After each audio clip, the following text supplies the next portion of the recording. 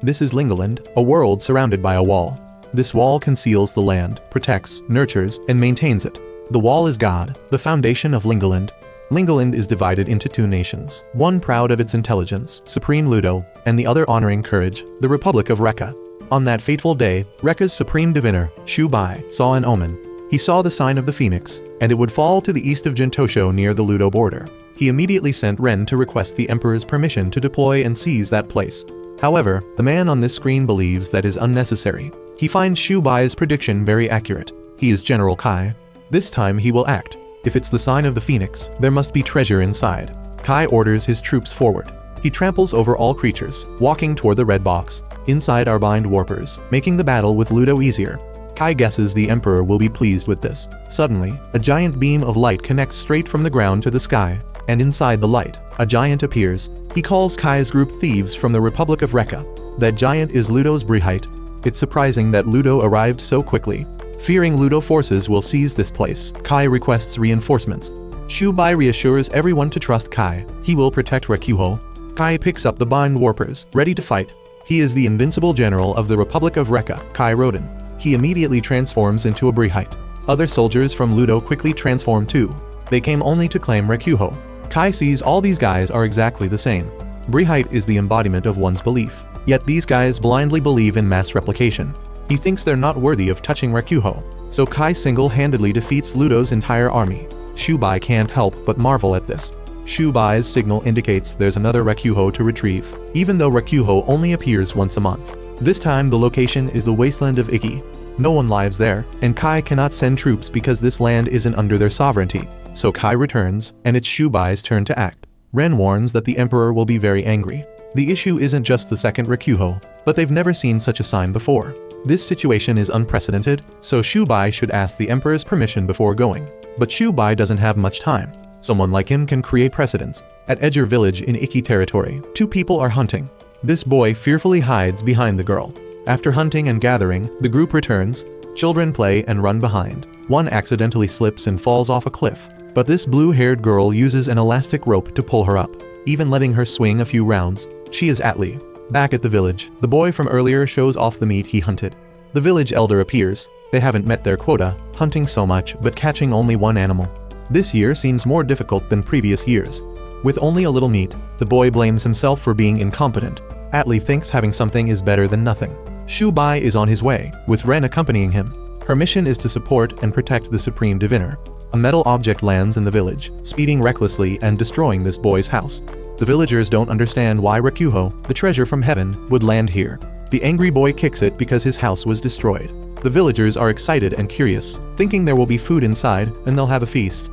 Ren and Shuai land in Iki territory. Observing from afar, they see villagers celebrating like at a festival. The boy asks the elder for permission to open the treasure. It turns out they're cooking Rekuho. Ren thinks it's risky to approach and suggests continuing to observe. The boy excitedly breaks open Rekuho. The sister quickly warns that there's no food inside, but it's already opened. From inside, a young man jumps out, kicks the boy, and curses him for being crazy enough to cook him. The village children surround him, trying to bite him, thinking he's food. Shuai is surprised to find a person inside Rekuho and remarks that this magnificent world still holds many mysteries. The young man struggles with the children to prove he's not food. That evening, the whole village interrogates him like a job interview. He can't remember who he is. The only thing he remembers is coming from beyond the wall. He wants people to help him return, but everyone thinks this is ridiculous. The entire world is within the wall, so there can't be anything outside. This is a countryside where the wall is far away. The wall is the end of land, the boundary protecting this world. The young man insists on going to the wall to return. Shuai observes from above, beginning to question the wall and the origin of Rekuho. Ren beside him firmly states, it's a gift from the wall, a very mechanical answer. She considers the young man a heretic and begins drawing her weapon.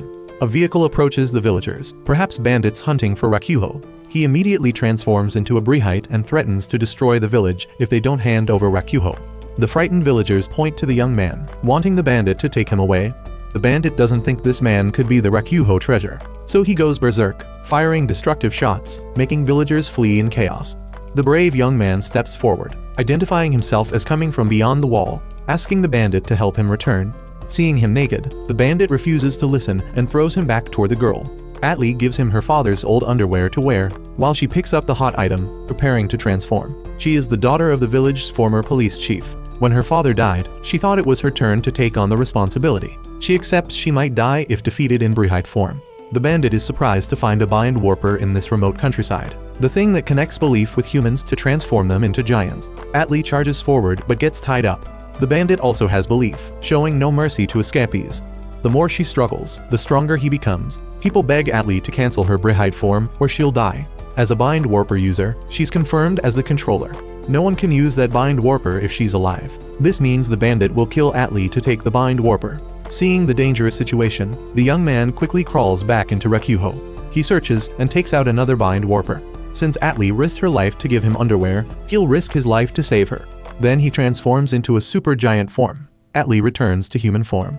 The young man falls off the cliff, with the bandit pursuing. The bandit tries to attack him but fails. Surprisingly, this young man is someone without belief. The bandit loses in Briheight form but doesn't disappear. Though not understanding, Shuai finds it very interesting. The bandit drives away, while the young man stays with the villagers. He introduces himself as Back Arrow from now on. On that fateful day, a young man fell from the sky to the remote village of Edger in Iki. This young man, who had lost his memory, controlled the Briheight without needing any belief. He said he came from beyond the wall. To Lingolind residents, this was absurd.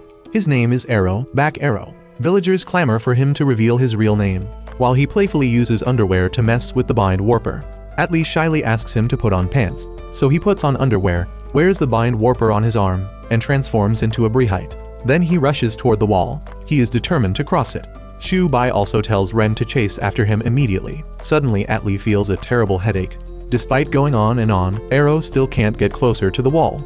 Exhausted, he falls to his knees, returning to human form. He's very hungry, wishing food would fall from the sky. Shuai appears, explaining that the wall is much larger than Arrow thinks. It looks close but takes a month to reach. Shuai introduces himself, then remarks that Arrow is extraordinary for staying in Briheight form for over 5 hours, guessing Arrow has a special belief. Most people can only last 1 or 2 hours. Arrow isn't sure either, as this is only his second transformation. Shuai wants to confirm if he really comes from beyond the wall and is curious about what's there. Arrow doesn't remember but guesses he'll know after returning. Ren argues loudly, claiming that the so-called beyond the wall doesn't exist. Shuai calmly says such a reaction is quite normal. For people like them, the wall surrounds, nurtures, and protects the land. In this Lingolind, people believe the world is contained entirely within the wall. As for Shuai, he considers himself a genius with his own path. This wall is 10,000 gent high, while he's only 1.78 gent tall, meaning the wall is 5,678 times taller than him. He wants Arrow to imagine 5,678 Shubis stacked on top of each other. Finding this nonsense, Arrow punches Shuai. Ren rushes to attack, but Arrow easily dodges.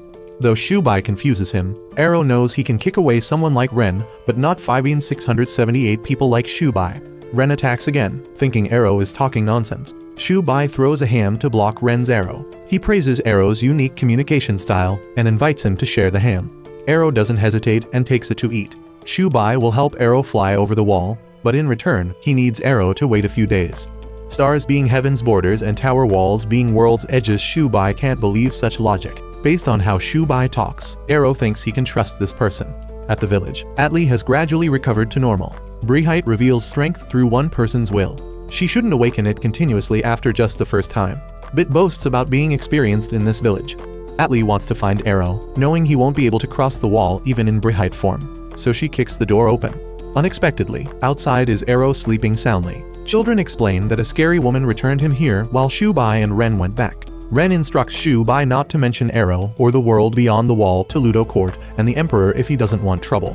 When they meet Kai again, who's searching for the second treasure, he misunderstands they're on a late-night date. Seeing scratches on Shubai's face, Kai guesses he did something to Ren to get slapped. Shuai only replies he'll explain after another day. Kai just reminds Shuai to be careful. The next morning, Arrow begins integrating into village life. Children run around him, curious about his new clothes. Those clothes were brought by Atly, the village's female police chief, and sewn by Bit.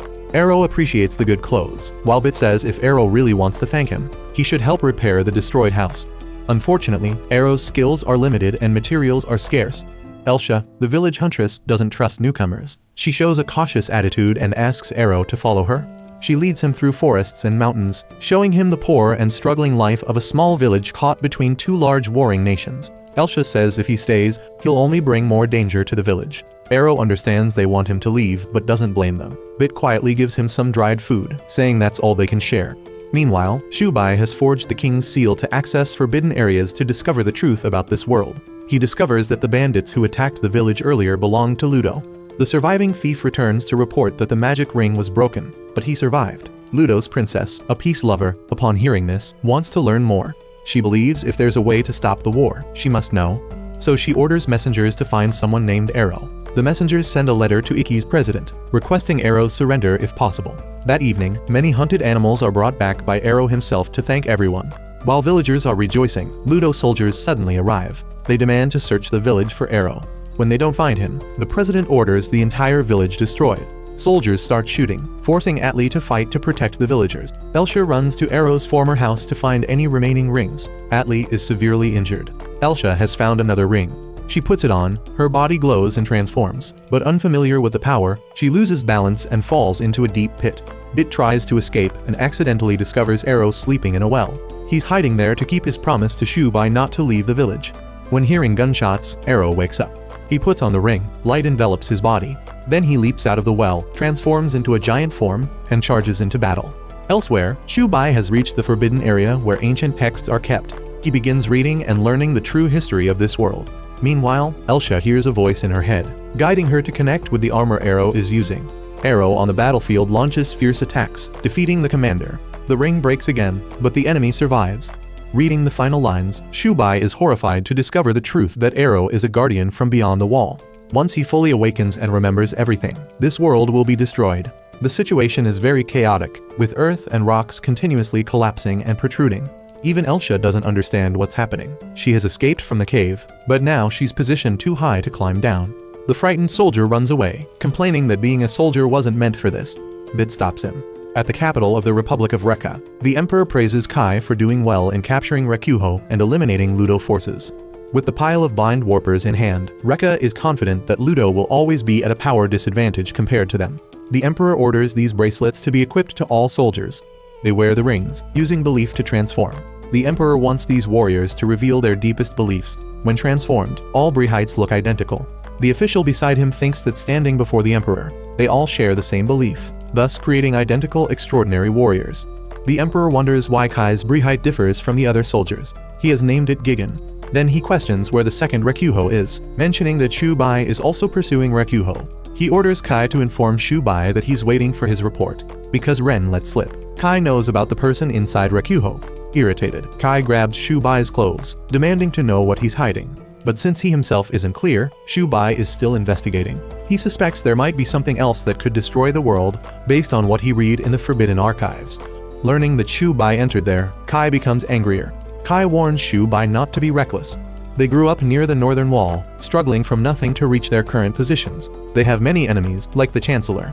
Shuai and Kai promise to change Rea together, and Kai doesn't want him to forget that promise. Kai thinks Shuai and Ren make a good match, and hopes they'll soon head to the altar. Ren blushes, explaining they're just colleagues. Kai is only joking. He hopes Shuai won't anger the Emperor, and will report to him soon. After the battle, Arrow looks at the ship, wanting to use it to reach the wall. However, the ship can only fly with Elsa's Briheight. Looking at the devastated village he caused, Arrow feels very guilty, but still wants to return. When talking with Shuai, he realizes he can't reach the wall alone. But he's the protagonist with the power of friendship, and his friends are the people from Edger village. The village elder is reading a report. Elsa's Briheight is the hardest. Growing up at the border made her very tough. As for Arrow, apart from his memories, villagers see no issues with him. The elder thinks his only problem is the delusion of coming from beyond the wall. Bit is chatting with the enemy commander. He wants Atly to help call the elder and other villagers. He doesn't want this guy stuck here forever. Seeing Bit as a super patriot, the commander feels fortunate. He encourages that Bit will become a hero someday. When Arrow wakes up, he finds villagers surrounding him, and Bit has taken his bind warper. To live elsewhere, the whole village must hand it over. The president promised everyone. Elsa is tearful. They've reached a dead end. Edger village is no more. That night, while Super Patriot Bit is watching Arrow, Super Rebel Atly comes to force him to release Arrow. She doesn't want her benefactor in danger. She will save him. Elsa appears from behind, pointing a gun, forcing Atly to stop. She thinks sacrifice is part of life. The commander says he'll only hand Arrow over to Ludo, not kill him. Arrow interrupts the conversation. He won't run away. If he runs, everyone will blame Atly. He wants to cross the wall but doesn't want anyone implicated. He asks about Elsa's dream of protecting the village, as the commander might be lying to her. Only she can move that giant ship, a power no one else has. After the protagonist's mind-changing technique, Elsa wavers. Then everyone boards the ship to a new home, Arrow imprisoned in a cage, while the commander prances around with his bind warper. Atly is very disappointed with the village. All she does is live in regret for not being able to help someone she owes. The ship lands, and the commander hands over Arrow and his bind warper to his superior. As promised by the president, villagers will be moved to a new place with fertile land like a promised land, while Arrow will be handed to Ludo. Bit asks permission to join the army, and like a lead bull, he personally blows up the ship carrying his own villagers, burying them under earth and rocks. The president considers this necessary to save Iki territory. The presence of Edger village and the ship must be erased. The president doesn't want Rea and Ludo fighting on his territory. Now Bit realizes he's been deceived. This is politics. Methods can't be overlooked to survive. The president wants to shoot Super Patriot Bit, but a rock flies straight into the commander's head. Bit seizes the opportunity to grab the bind warper and throws it to Arrow, begging him to save everyone. Arrow transforms, places Bit on his shoulder, and returns to Elsa. So everyone is saved. The commander asks the president for a bind warper, promising to bring down the ship and capture Arrow. He also transforms. Atly quickly moves to block him. Her belief this time is that she can do it. She collaborates with Arrow to defeat that commander. Then villagers surround the president, warning him not to harm them. He surrenders, begging everyone to leave his country. If this village stays, Iki will collapse. They've been abandoned by their country. So they board the ship again, preparing for a new journey. Shuai and Kai report to the emperor about Arrow. According to prophecy, both he and the battleship must be eliminated. Shuai volunteers for this mission. Concerned about diplomatic relations with larger nations, the president of Iki territory attacked Arrow and the battleship. However, Elsa and friends escaped his trap and are heading to the wall with Arrow. Meanwhile, in the Republic of Rea, one of the two superpowers, Shuai has proposed to personally eliminate Arrow. 15 years ago, in a village near the northern wall of the Republic of Rea, Shuai and Kai were among children being handcuffed and escorted. Kai was defiant, not wanting to be treated like livestock. But to the soldiers, he had no right to speak. Because the village couldn't pay taxes, they sold the children for money and food. So Shuai accepted that he was only worth livestock, or even less. Villagers only watched from afar, fearing the government and abandoning the children. Because Kai talked too much, he immediately received a slap from a soldier. The children's meals were worse than animal feed. Their shelter had no roof, exposed to the elements. This was where strong people were found to become soldiers for Rea. Kai couldn't accept this. Shu calmly advised him to abandon thoughts of escape, because even if they got out, they could only become bandits. Currently they were just slaves, but if they could prove themselves, Shu thought the capital would notice them. He was certain both would succeed together. The more impossible something seemed, the more he wanted to do it. So the two kids determined that someday they would make this Republic of Rea their own. Currently, they both have positions in the court. Shuai is taking a walk. This is his first invasion. He might not see the capital again. Kai is slightly annoyed. Shuai reassures him, saying he's not someone who would endanger himself. He also doesn't let Kai come along, fearing Kai would take all the credit. That chancellor is the problem. Shuai needs to build his own reputation, for their grand ambition, to change this country from within. The four demons, powerful lost mercenaries who can take down battleships, will help them. The chancellor will have to be silent. However, that's not Shuai's only intention. He's always like that, curious about the unknown. It turns out Kai sees through him completely. Because Kai is Reca's trump card, Shuai wants him to stay put and let him handle everything, for their northern wall promise. In the neutral zone between the Republic of Rea and the Ludo Empire, an attack from enemies erupts. The battle is extremely fierce. Finally, the invaders accomplish their goal, destroying 6 Briheights and 1 cannon in just 5 minutes. Next, they'll work as mercenaries for the chief astrologer. It turns out they're the mercenaries Shuai plans to use against the battleship. This is Lingolind's map obtained from Iki's president. The place is basically divided into 2 halves. The western shore is Rea and the eastern shore is Ludo. There are also small countries like Iki territory. From Desert Town, the wall at the end is the southern wall. But that direction is all hills and mountains. They think Granger is too large to squeeze through. The bespectacled man has thought of a way, following the north of the neutral zone. There's a walking path between Rea and Ludo for merchants to freely use for movement. Being a neutral zone, Atly's group usually uses established trading points, exchanging food and necessities for money and sheepskin. Though a bit far, it's the safest route to the wall without involving Rea and Ludo. Before coming to Edger a year ago, the doctor had been to many places, gaining much knowledge. Previously, the village had never had any scholars, so the doctor was very welcome. Suddenly, Reca's soldiers approached them. Having asked permission from Ikki's president, Rekka has full right to engage in battle. Since they're only attacking the battleship, he won't consider it provocation, which also means Ikki has abandoned Edger village. Ren shoots an arrow, sending Edger a video from the Republic of Rea's emperor. He believes those who dare cross the wall are disrupting Lingolind's order. In the name of the wall's will, he sends Rekka warriors to eliminate them. He needs no negotiations. The Rekka army charges forward. Bit immediately goes to the control station. The doctor thinks they can hide in the trading city. So Arrow and the two girls quickly transform. Arrow will handle the small fry while Atly gathers their information. Elsa pilots the battleship forward. Her battleship quickly crushes Rekka's tiny ships. Shuai sends the 4 demons mercenaries into action. They quickly transform. With a strange spray, the Granger battleship stops functioning. Arrow and Atly buy time for everyone to think of a plan, while the two fight the 4 mercenaries. Shuai also drives over to greet them. Clearly he had promised to help Arrow cross the wall. Now he sends people to fight, confusing Arrow. Shuai once said it would benefit him, so he also wants Arrow to trust him if it benefits Arrow. Shuai's words are incomprehensible. With that, Shuai wishes Arrow good luck and leaves. Before fighting, the 4 demons introduce themselves, then dive into combat. Shuai stands outside cheering. Ren feels lucky that her boss isn't actually a traitor. At the Ludo Empire, the battle situation is being updated and reported. Atly and Arrow's group is losing because the enemy's belief is too strong. Elsa steps forward to fight together, but she's immediately kicked down and beaten. This is the power of the infamous 4 demons team trained by Shuai. Suddenly Arrow creates multiple copies of himself, simultaneously charging forward to defeat the 4 demons team, avenging their earlier mockery calling him a chicken. Afterwards, Arrow complains to the 2 girls that he's very tired. If one has only one belief, they'll transform into just one Briheight. But with no belief, the power is limitless. Since Arrow comes from beyond the wall, nothing is impossible. The prophecy about the world's end might also be true. Ren orders all troops to transform to fight Arrow, but very quickly, they're defeated. Shuai locks Ren in the car, apologizing for causing trouble. Then he goes to Arrow and announces surrender. From the beginning, he was only assessing whether Arrow was worthy of joining him. So Arrow has passed Shuai's test, which also means he's destroying the world. To do that, Arrow needs someone with brains. Shuai will become that person. He wants Ren to return to Rekka and report to the king that he has become a traitor. The 4 demons have also withdrawn. Shuai is brought back to join the team, but he's always tied up and strictly guarded. The first task is to repair the battleship. The reason it doesn't run is due to liquid metal flowing beneath the ground. Down there, liquid metal forms a network of currents, flows strong enough to repel certain metals. Both warhorses and battleships utilize this repulsive force to move.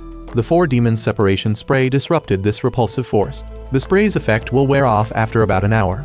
But now things are just beginning. They'll face even tougher enemies. Bit feels he can't trust Shuai because they were betrayed once before.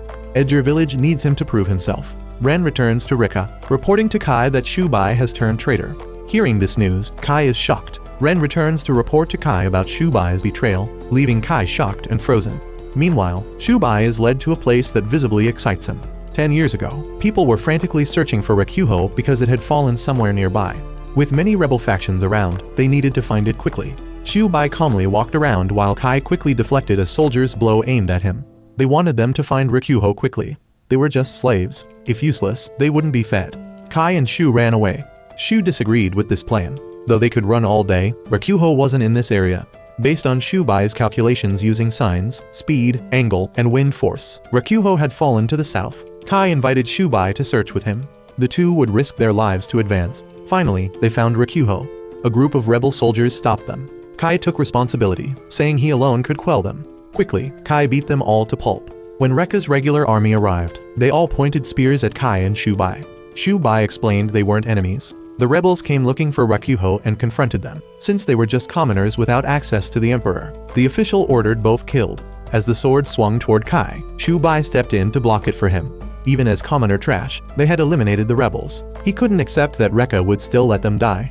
The emperor appeared, stopping the official. Shubai's group had accomplished what an entire army couldn't. The emperor ordered them to raise their heads and state their names. The two looked at each other and smiled. They had achieved their goal. Back to the present, Kai has received the emperor's orders and is preparing to investigate everything. On Shubai's side, the ship is running again. He remarks that the doctor is truly a genius. How fortunate to have someone knowledgeable about Rekyuho technology on this ship.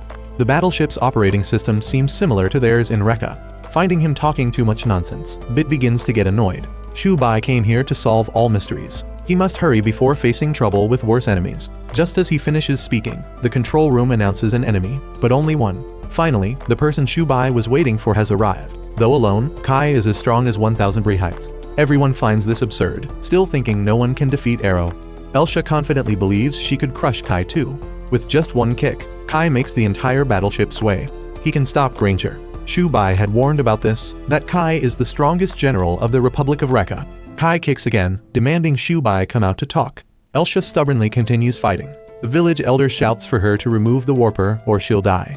Elsa reluctantly obeys. Inside the ship, Arrow wants everyone to stay put while he takes action. Shuai asks Dr. Sola to turn on the external speakers, telling Kai he's in the control room. Kai responds, wanting Shuai to answer him. He has disregarded the Emperor's orders, left Rea, joined with enemies from outside. Shuai admits this was his plan all along. Rea is a sinking ship. He wanted Kai and himself to help it rise again. However, Shuai has found a new ship named Granger. From now on, Back Arrow and Granger are his dream. Kai is very upset, thinking his friend has lost his mind. He will destroy this battleship. Arrow steps outside, declaring he'll handle everything. Arrow transforms, becoming the rumored Briheight without belief. Kai finds this form quite hideous. Arrow reminds Kai to introduce himself before combat. Kai reluctantly complies. In just one blow, Arrow is knocked down. He replicates himself infinitely and finds Kai's weakness. Unfortunately, against an opponent like Kai, all attacks are harmless. Kai's belief cannot be crushed by someone he doesn't know. Kai wants Shuai to come to his senses. Atly runs outside, not wanting to watch Arrow die. Bit scolds Shuai that everything is his fault. Kai appeared only because Shuai came. Shuai denies this, saying he came because they couldn't defeat Kai without him. The village elder believes he and Arrow are both cursed. He wants them to leave Edger in peace. Even if Shuai and Arrow leave, the villagers will still be attacked. The Emperor believes this battleship is very concerning. People cannot return to their lives as before. Since leaving the village, everyone's fate has changed forever. Hearing this, the elder orders Bit to untie Shuai. Shuai asks the doctor for help, as he's the quickest to understand. To save everyone, Sola needs to follow Shuai's instructions exactly. Shuai steps forward, telling everyone to stop transforming, including Kai. Arrow is helped inside by the two girls. He never expected someone so strong. Though they hate to admit it, they can only rely on Shuai. Shuai approaches Kai, saying he will leave Rea. Due to his selfishness, Rea has lost much authority. The reason Rea could collect warpers faster than Ludo or rebels was thanks to Shubai's formula predicting Rekuho landing points. Shuai thinks he has helped Rea enough. Kai reminds him of their northern wall promise. 5 years ago, the Emperor ordered Rea's warriors to use transformation armor. He thought all soldiers would again look identical. But no, Kai's form was completely different. The Emperor asked Kai about his belief and name. He called himself Kai with the belief of invincibility. He was confident he would be the solid rock protecting the country. Thus, Kai's Briheight was named. The Emperor also recognized Kai as that boy he found years ago. He saw Kai had grown much stronger and wanted him to serve Rea. 3 years ago, Kai had risen to general, while Shuai had entered the profession. Shuai wanted Kai to wait for him. He would become chief astrologer in 1 year. Together they would change this country. The magnificent capital below was unlike the village where they struggled to eat. Together, they would fix this corrupt Rea. Kai drew his knife, cutting a wound on his own hand. He would never forget the pain from the sword blow Shuai had taken for him. This would be their promise. Now reopening the old wound, Kai just wanted Shuai not to forget that promise. But Shuai calmly said his wound had healed because he recovers very quickly. Helpless, Kai burst into laughter. He grabbed Shuai. Kai wants to change this country, while Shuai wants to change the entire world.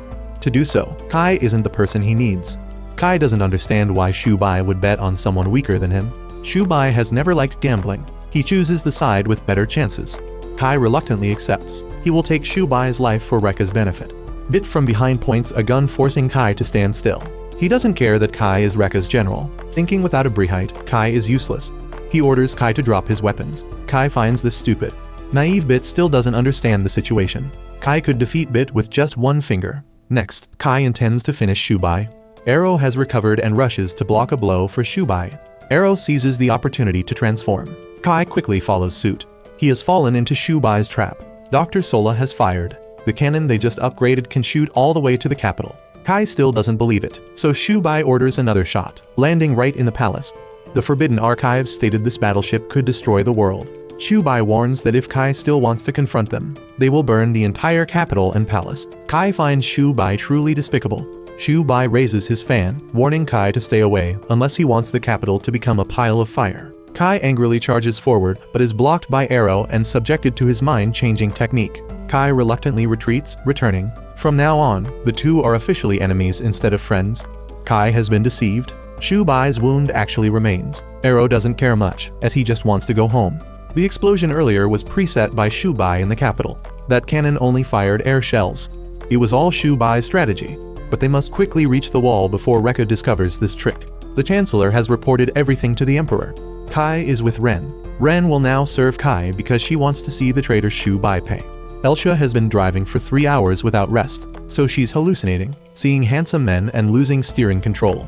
Everyone advises her to rest a bit, as normally humans can only drive continuously for 1-2 hours. But Shuai doesn't allow her to rest. They must act quickly before Rekka's army arrives. The village elder still wants Elsa to stop. They didn't leave the village for her to suffer like this. However, Elsa is completely voluntary. Arrow doesn't understand why everyone values the village so much. Having lost his memories, he no longer knows what's important. Feeling sorry for Elsa, Shuai rolls up his sleeves to help her. Bit points a gun demanding they stop. He doesn't trust Shuai. Arrow suggests Bit become Shuai's boss since he can order him around. Finding this interesting, Shuai immediately elevates Bit to Admiral. He asks Bit, in his role as Admiral, whether he should activate the residual belief system based on Elsa's current condition. With permission granted, he activates it, allowing Elsa to cancel her Briheight form. Finally, thanks to military belief, Elsa gradually regains consciousness. Bit doesn't know how they'll continue without Elsa. When a battleship drifts, it keeps moving until stopped. Shuai explains. Belief works the same way. Unless something intervenes, the ship will continue moving if the controllers will remain. This is called residual belief. Finding the kids too noisy, the village elder orders everyone to be quiet, so everyone leaves.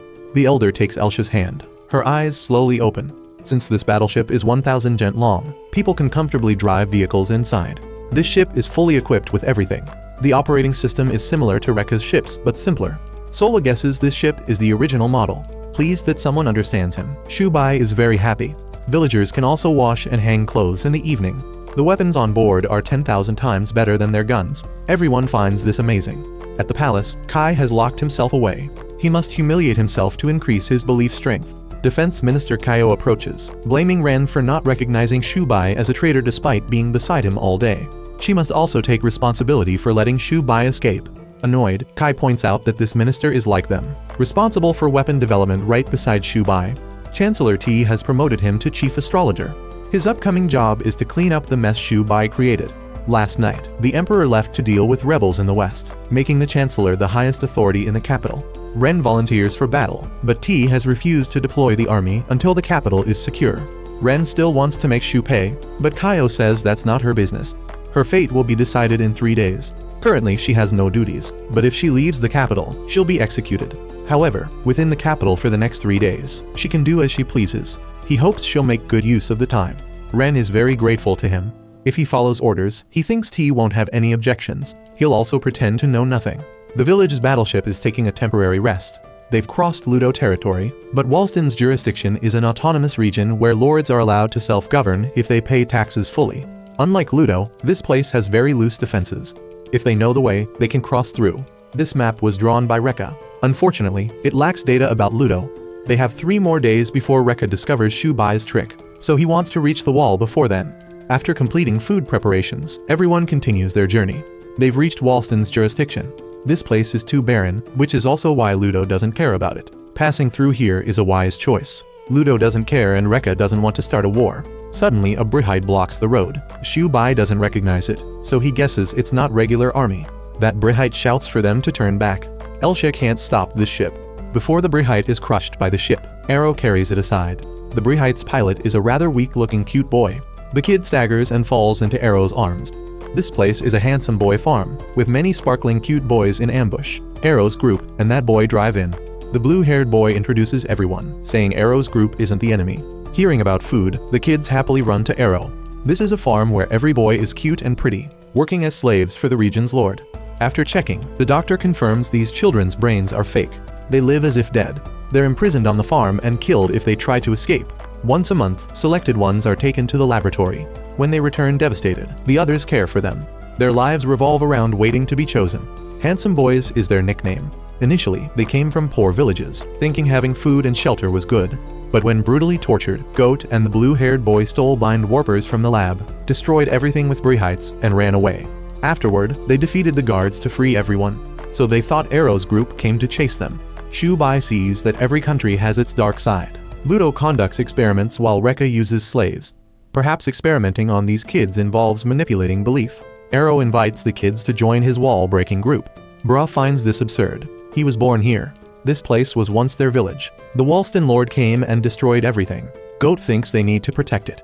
Running away would be surrendering. An alarm sounds. The enemy is attacking. The children scatter in panic. Leading the enemy forces is the Lord. He wants to prove to the children that opposing adults is a mistake. Broo wants to transform and fight. Arrow stops him, saying he'll handle this. Very quickly, they are defeated. The Lord recognizes Arrow. Rumors say he's a heretic who defeated Ikki's president and escaped from Rekka's demon general's clutches. Because of this, they retreat, and the kids are safe. That evening, a good meal is served. One child steps forward, inviting Bit to stay with them, promising to do anything Bit wants. Arrow notices Brah sitting in a corner in despair and approaches to check on him.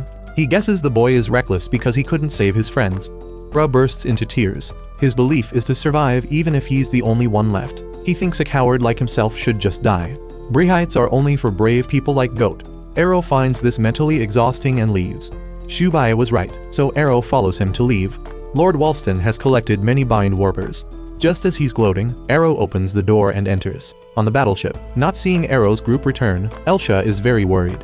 Arrow and the Lord return to the children. He has joined the Lord's side to get Ludo's map. Reaching the wall is more important than these kids. Seeing Arrow betray so easily, the village elder worries they'll face the same situation later. Shuai has negotiated to give the Lord an unrivaled territory in Ludo. In exchange, they'll be allowed to cut across his land. Brah thinks Arrow turned against them because he despised the boy's weakness. He doesn't want to lose to these adults. After thinking, he realizes they could survive if Goat would help. Brah opens the gate and charges forward, using smoke to obscure vision, then attacks Arrow relentlessly. The children also attack through the smoke, taking all the Lord's warpers.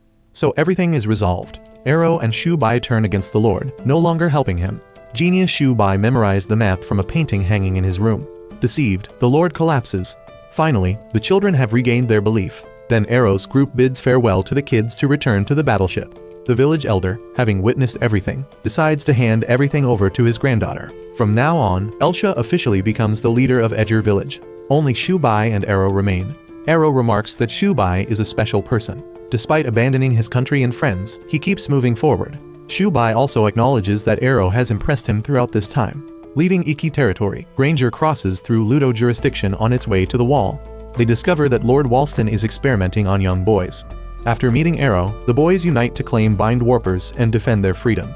Rekka's border defense forces report to District 3 headquarters that the target battleship is heading toward the northern wall through the neutral zone. On the battleship, Bit is conducting a naming ceremony. First is Arrow's Briheight, named Muga, then Elsa's Shadow, and Atly's Ruju. Since Briheights are manifestations of belief, the more personalized they are, the more respected their controllers become, hence the need to name Briheights. Moreover, giving unique names helps nurture stronger beliefs. If Bit has enough belief to get one, Shuai would be honored to name it. Their current problem is that they've been spotted by Rekka's Northern Guard forces who are pursuing them at a distance of 10,000 gent. It's surprising that this screen can see so far. Northern General Totsu will attack them when given the opportunity. Fortunately, they'll be safe because fighting in the neutral zone is prohibited by the Caravan Road Treaty. If Rekka doesn't want trouble, they'll automatically stay away, which is why their destination is where the wall meets the neutral zone. But the Emperor wants to eliminate them, so he'll break the rules and attack. Arrow proposes breaking down the wall. The villagers have something to tell Elsa and Atly. Half of them want to leave the ship despite knowing there's no turning back. They think they'll be cursed if they break down the wall. Elsa still wants to try, but others aren't willing to take such a risk. They live thanks to the wall, so they can't stay on a ship that's going to destroy it. The choices of the older sisters will also affect the children. Elsa feels she can't stop the ship and must continue moving forward. Lord Walston comes to meet with Ludo. He reports about the recent battle. The princess appears extremely disappointed because he conducted disgusting experiments on young boys. He tries to explain, but the princess won't listen. She sheds tears, only wanting this world to be filled with love. The Lord wants the princess to wake up, thinking she's very stupid and cries too much. While bad-mouthing the princess, Ludo's commander Prax appears and asks to lightly punish him as a warning. For Prax, no one is allowed to make the princess cry. If the Lord says another word, she'll investigate that illegal experiment right away. The princess wants her subordinates to bring back the battleship without fighting. But this isn't easy because Rekka will block the way. Prax requests to take on this mission. Very quickly, Arrow's group reaches the wall. The villagers kneel down, begging the wall to forgive them. Arrow puts on the bind warper, transforms, and prepares to break the wall. But the wall is quite hard. Atly wants to help. She also tries to attack, but it's useless. It's unclear whether the attacks are ineffective or if the wall is absorbing them. Shuai suggests trying another method. With only 1 day left before Ren is imprisoned, she still hasn't found any additional information. She wishes she had treated her superior better in the past. It's all because Shuai was too arrogant. At that time, Shuai had said that sooner or later Kaio would replace him. Ren has a sudden realization. She's found something. The general eagerly wants to attack, but the Chancellor insists on staying calm first. This Chancellor doesn't allow anything before the capital is safe. Kaio comes to report that they found a remote-controlled bomb planted by Shuai. What they thought was a long-range shot turned out to be just a trick. Ambassador Kaio has removed all those bombs. Now Rekka can attack. But there's still the Caravan Road Treaty. Hearing they can't fight, the general is very annoyed. On the other side, Shuai has figured out how the cannon works. He orders Bit to prepare to fire. Bit fires 2 shots directly at the wall. He thinks he's won when he blows it up, yet the wall remains undamaged. Shuai finds it interesting to travel with Arrow, not knowing what will happen. Something emerges from the wall and attacks them. Everyone hurriedly runs into the ship and holds tight. Those 2 things are smoke vents. Shuai realizes the wall is also a human product. Elsa can no longer control this ship. People fearfully believe the wall is cursing them. At this rate, they'll be blown back to Rekka.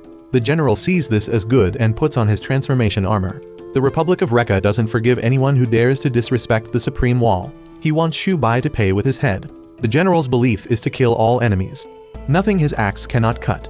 Arrow confidently says he'll be the general's exception. As a general, he isn't afraid of an empty Briheight like Arrow. The axe swings down. Arrow doesn't flinch. The enemy is standing in the cannon's blind spot, so they can't shoot. Seeing this, Elsa plans to retreat to the neutral zone. Separation paint is sprayed on, and the ship stops working again. Shuai had predicted the enemy would use this. Enemies have invaded the battleship. Bit wants to fight to protect everyone. Outside, Atly and Arrow are still trying to fight. This opponent is formidable. Suddenly, a Briheight flies in and captures the general. It's Commander Prax's Briheight from Supreme Ludo, coming for the princess's interests. She stands on Elsa's head, saying she's here to negotiate. This is Rekka's territory, but Prax has circumvented the non-invasion rule by hovering without setting foot on the ground. Ludo has kept this secret to exploit a loophole in the treaty. Shuai is a rebel, but not an ordinary one. He's a genius rebel who has managed to blow away the separation paint. Prax will hold them off so the ship can start up. The ship has returned to the neutral zone, so they can no longer fight. Ludo considers that an act of war. The Chancellor orders the general to retreat. He doesn't want to provoke Ludo. The general is very upset. He'll definitely settle this score. Kaio sees this as a wise decision, avoiding the risk of war with Ludo at this time. But after the Emperor returns from suppressing the rebels, Rekka will attack Ludo. Kaio knows the Chancellor will accumulate wealth before then. In conclusion, Prax delivers a message from Ludo's princess, inviting Arrow and the crew to be guests. Ludo knows their group intends to break the wall, which is also what the princess wants to discuss. Unable to do anything else, Elsa accepts the invitation. Ludo is a country of intellect and science. Shuai thinks they might find a way to break the wall there. Princess Fine will cooperate with everyone. Arrow still stubbornly wants to continue. Elsa reminds him that the villagers are very tired. Rekka could attack at any time. She thinks they should negotiate with Ludo. Arrow tells everyone to go while he stays to find another way. Bit finds Arrow selfish. Elsa is frustrated, letting Arrow do as he pleases. Prax finds it regrettable because the princess was looking forward to meeting Arrow. She reluctantly compromises, only hosting the villagers and returning later to persuade Arrow. Arrow bids farewell to everyone and heads toward the wall. Ren has been assigned to serve under Kai. She doesn't look very happy, feeling like this was all part of Shuai's plan. He deliberately left clues for her about where he hid the bombs, knowing she would be blamed for his rebellion, and also prepared to ensure her freedom.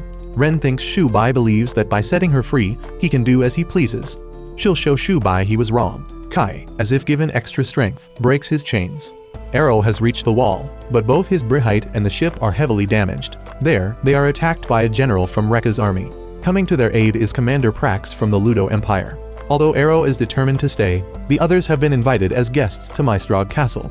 Bit is shooting, but his stupid gun doesn't recoil. After Arrow separates from the group, Elsa's ship is guided toward Ludo's capital. On the ship, Elsa is explaining to Prax how the ship works. True to its name, the Supreme Ludo Empire is ruled by 6 nobles. It's a place that reveres knowledge and peace, where everyone absolutely trusts Princess Fine, Ludo's supreme ruler. Therefore, she warmly welcomes everyone's heretical rebellious ideas. Prax here is a ranked Briheight commander in Ludo. Ludo equips defensive weapons but doesn't shoot enemies. Unlike Rea, Ludo isn't aggressive, which is also Princess Fine's wish. On the way, Atly still worries about Arrow, while Elsa believes they must prioritize their village first. Since Dr. Sola also stayed behind, Elsa doesn't want to lose Atly too. They've been deceived, attacked, and overcome many hardships. She doesn't know if this time will be okay. Atly reassures her, certain that this time will be fine. Arrow continues punching the wall. The doctor stands by him, both worried and unable to understand the strange power within this person. The villagers receive a very warm welcome. When they step out of the vehicle, the princess's hologram appears. She introduces herself as Fine Forte of Ludo. She looks very cute. The local people are also honored to welcome the villagers. The armored division led by Prax also comes out to warmly greet them. In the western border area of the Republic of Rea, the general is engaged in an intense fight. The western rebels have been completely wiped out. Now the emperor only has to attack Ludo. In Ludo, the villagers are treated to a lavish meal with dishes they don't even know the names of. Seeing the food, the children's eyes light up. Atly scolds them to maintain proper manners. Nevertheless, the villagers rush in, eating as if they've never eaten before. Delicious food and wine keep being brought in large quantities, making Elsa feel worried. A guard comes and tells her to follow that maid. Someone wants to meet her and Shuai. Outside, Arrow is exhausted. Inside, the girls are asked to undress and go to the bathroom. Perhaps they need to be presentable before meeting the leader. The two enjoy the large luxurious bathtub. The princess has been waiting in the bathtub beforehand. The two girls appear confused, but the princess believes they are equals because they are all leaders. Elsa can't think that way because she only leads a poor village. The princess wants Elsa to scrub her back. That's a diplomatic method, stripped bare with nothing hidden. Everything else is just love. Atly and Elsa are bewildered, but they eventually comply. The princess asks about the villagers. Atly tells her they care for each other every day. For the princess, that is love. Ludo is very large, with plenty of land for the villagers to live on. However, the princess doesn't scrub the two girls' backs as promised. She wraps a towel around herself and leaves, saying she's eager to meet Arrow. Prax takes on this task. At night, Arrow confides in the doctor about his burden. He cares deeply about the villagers and wants to help them, but it's not easy. He can't remember anything except wanting to return to the other side of the wall. Right now, his heart is very confused. The doctor also has his own reasons for staying here and not wanting to go to Ludo. Arrow is determined to break through the wall. When he returns home, he'll apologize to the villagers. Suddenly Prax flies in, grabbing Arrow to kidnap him to Ludo. Her belief is to protect Princess Fine's heart. Arrow transforms. He'll punch anyone who stands in his way. He replicates himself, surrounding Prax, threatening her to fly high and take him beyond the wall. Inside, the villagers are still enjoying the food.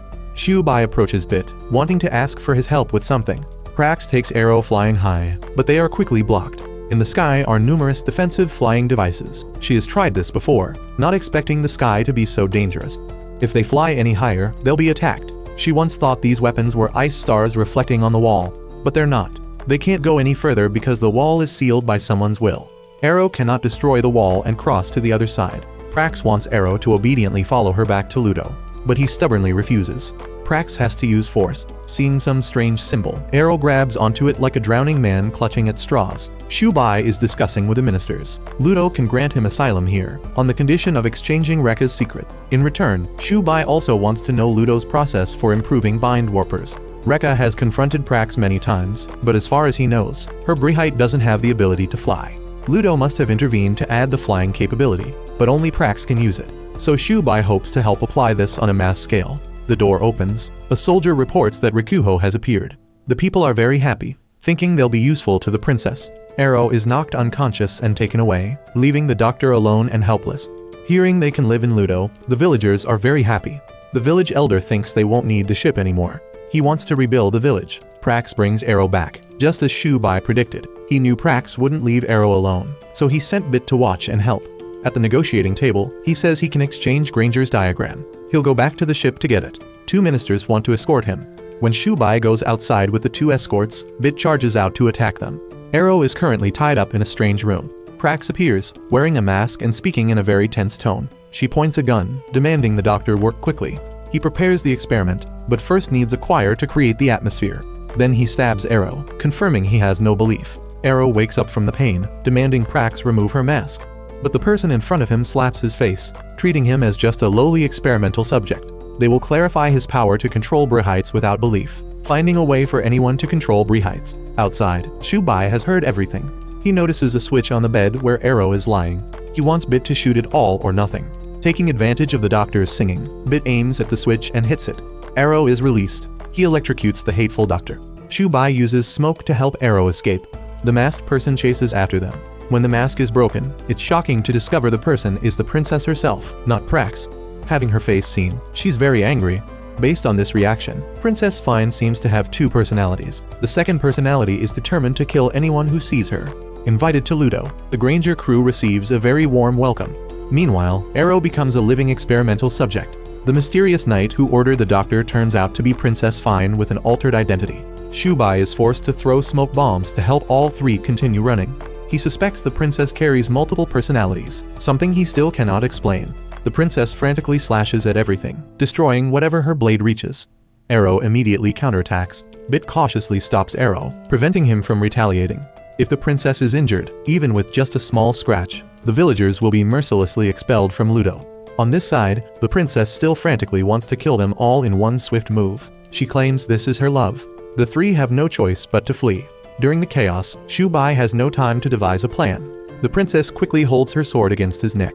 Bit fearfully cries, almost wetting himself. Prax appears, personally stopping the princess. She says she will handle the princess's task herself, allowing her to safely return to the palace, then kisses her shoe. Arrow remarks that she's truly a devil for wanting to experiment on people, and then chop them up. The princess happily throws away her sword and runs off. It seems this country has sunk deep into a dark abyss. What everyone saw before was just the surface. To protect the princess's secret, Prax will kill everyone who witnessed this incident. Arrow thinks running is the best option. He transforms, pulling Shuai and Bit along to escape the encirclement. Prax immediately contacts command, reporting the situation and requesting deployment of the counterattack plan. Meanwhile, the princess has used a secret passage. In the library, she returns to her original form, sad about her condition. Atly is still anxiously wanting to help Arrow. She has changed clothes and picked up a bind warper. She looks into the distance with worried eyes, but Elsa stops her, begging her not to go. Atly wants to help Arrow and Dr. Sola, concerned that he cannot break the wall alone. Although somewhat emotionally stabilized, Elsa is still not truly ready. Half her mind is still torn by the sudden loss of her homeland. They once had a peaceful place, now reduced to ashes. Arrow suddenly flew in, the village was attacked, and before she could recover, she was wandering on a large ship, then pushed to become the new village leader. That burden was never light. If Atly leaves, Elsa will have to face everything alone with no one to confide in. She knows she's being selfish, but asks Atly to allow her this selfishness just for herself. Atly hugs her, apologizing for not realizing how difficult things have been. Unexpectedly, both discover Arrow and Prax fighting fiercely, getting closer. Arrow is carrying Shuai and Bit, so he cannot split himself to fight at full strength, while Prax has the great advantage of flight. He extends his mechanical arms trying to grab his opponent, but suddenly loses momentum. Prax stops holding back. She removes her bind warper, ready to confront him directly since she doesn't use Briheight combat with ordinary people. At that moment, Dr. Sola rushes in, stopping her. Everyone is stunned when they hear him shout that Prax is his sister. He was once part of the Empire, and he is the reason why the princess now has multiple personalities. Prax will never forgive him for abandoning the princess. Prax is determined to kill him. Sola asks Prax if she's sure, because killing him means the princess will never recover. Indeed, the princess became like this because of him, but he left the country to find a cure for her, and now he needs Shubai's brain to complete that research. There are many strange things on the ship. He thinks there might be another remedy to heal the princess. Arrow can destroy Briheights without killing their controllers, which means they can wipe out beliefs without harming people. Prax still holds firmly to her beliefs, refusing to let go. She only wants to kill everyone who knows the princess's secret, and can only helplessly watch Arrow's group escape. The doctor leads them into the underground sewers, where he decides to tell them everything. 5 years ago, the king died, leaving 40 heirs. Among them, the current princess was chosen. She liked to practice flying, and Prax often trained with her using gliders. Once, when both were flying high, he was below and accidentally shot at them, thinking they were being attacked by birds. The shot caused both to fall.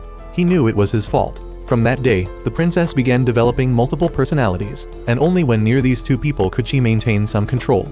Later, his sister Prax also began acting strangely, many times wanting to harm him. He had to leave the Empire, seeking ways to save the princess and atone for his mistake. Meanwhile, the king of Rea has returned. He quickly realized the plot of his close Chancellor T, but kept him by his side, finding him still useful. Afterward, he met with Kai, noticing that he had trained and disciplined himself extensively, so he decided to release him. Right after, the king organized the execution of the rebel family leader he had just suppressed. Before dying, that leader called the king weak. In response, the king only gave him a bind warper, saying he would fight personally. The battle ended in an instant. Although the opponent wore armor while he used only a conventional weapon, the king defeated him with a single blow. Taking advantage of the soldiers' excitement, he immediately ordered preparations to invade the Ludo Empire. In Atly's village, all villagers have been captured because Arrow's group accidentally learned the princess's secret. Prax vows to stay, using everything she has to protect her. At that moment, the Republic's king sends a cold message. He declares that the invasion will begin tomorrow, giving them exactly 1 day to surrender. Hearing this news, the princess suddenly changes her personality. She stands up, her eyes glowing brightly, and declares she will challenge him.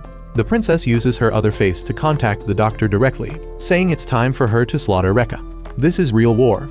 The doctor says the Briheight production process isn't complete, but the princess angrily forbids him from commenting, adding that she'll kill everyone without exception. She orders the use of all weapons Ludo has.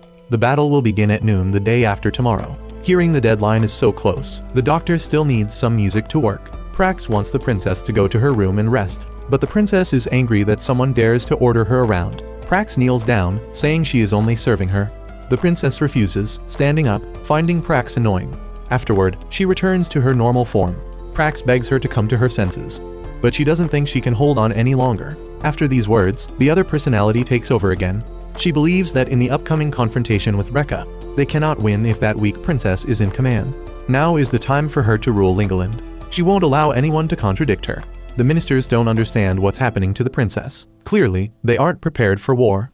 An announcement is made to all Ludo citizens that they will engage in battle with Rea in 2 days. They believe science will not be defeated.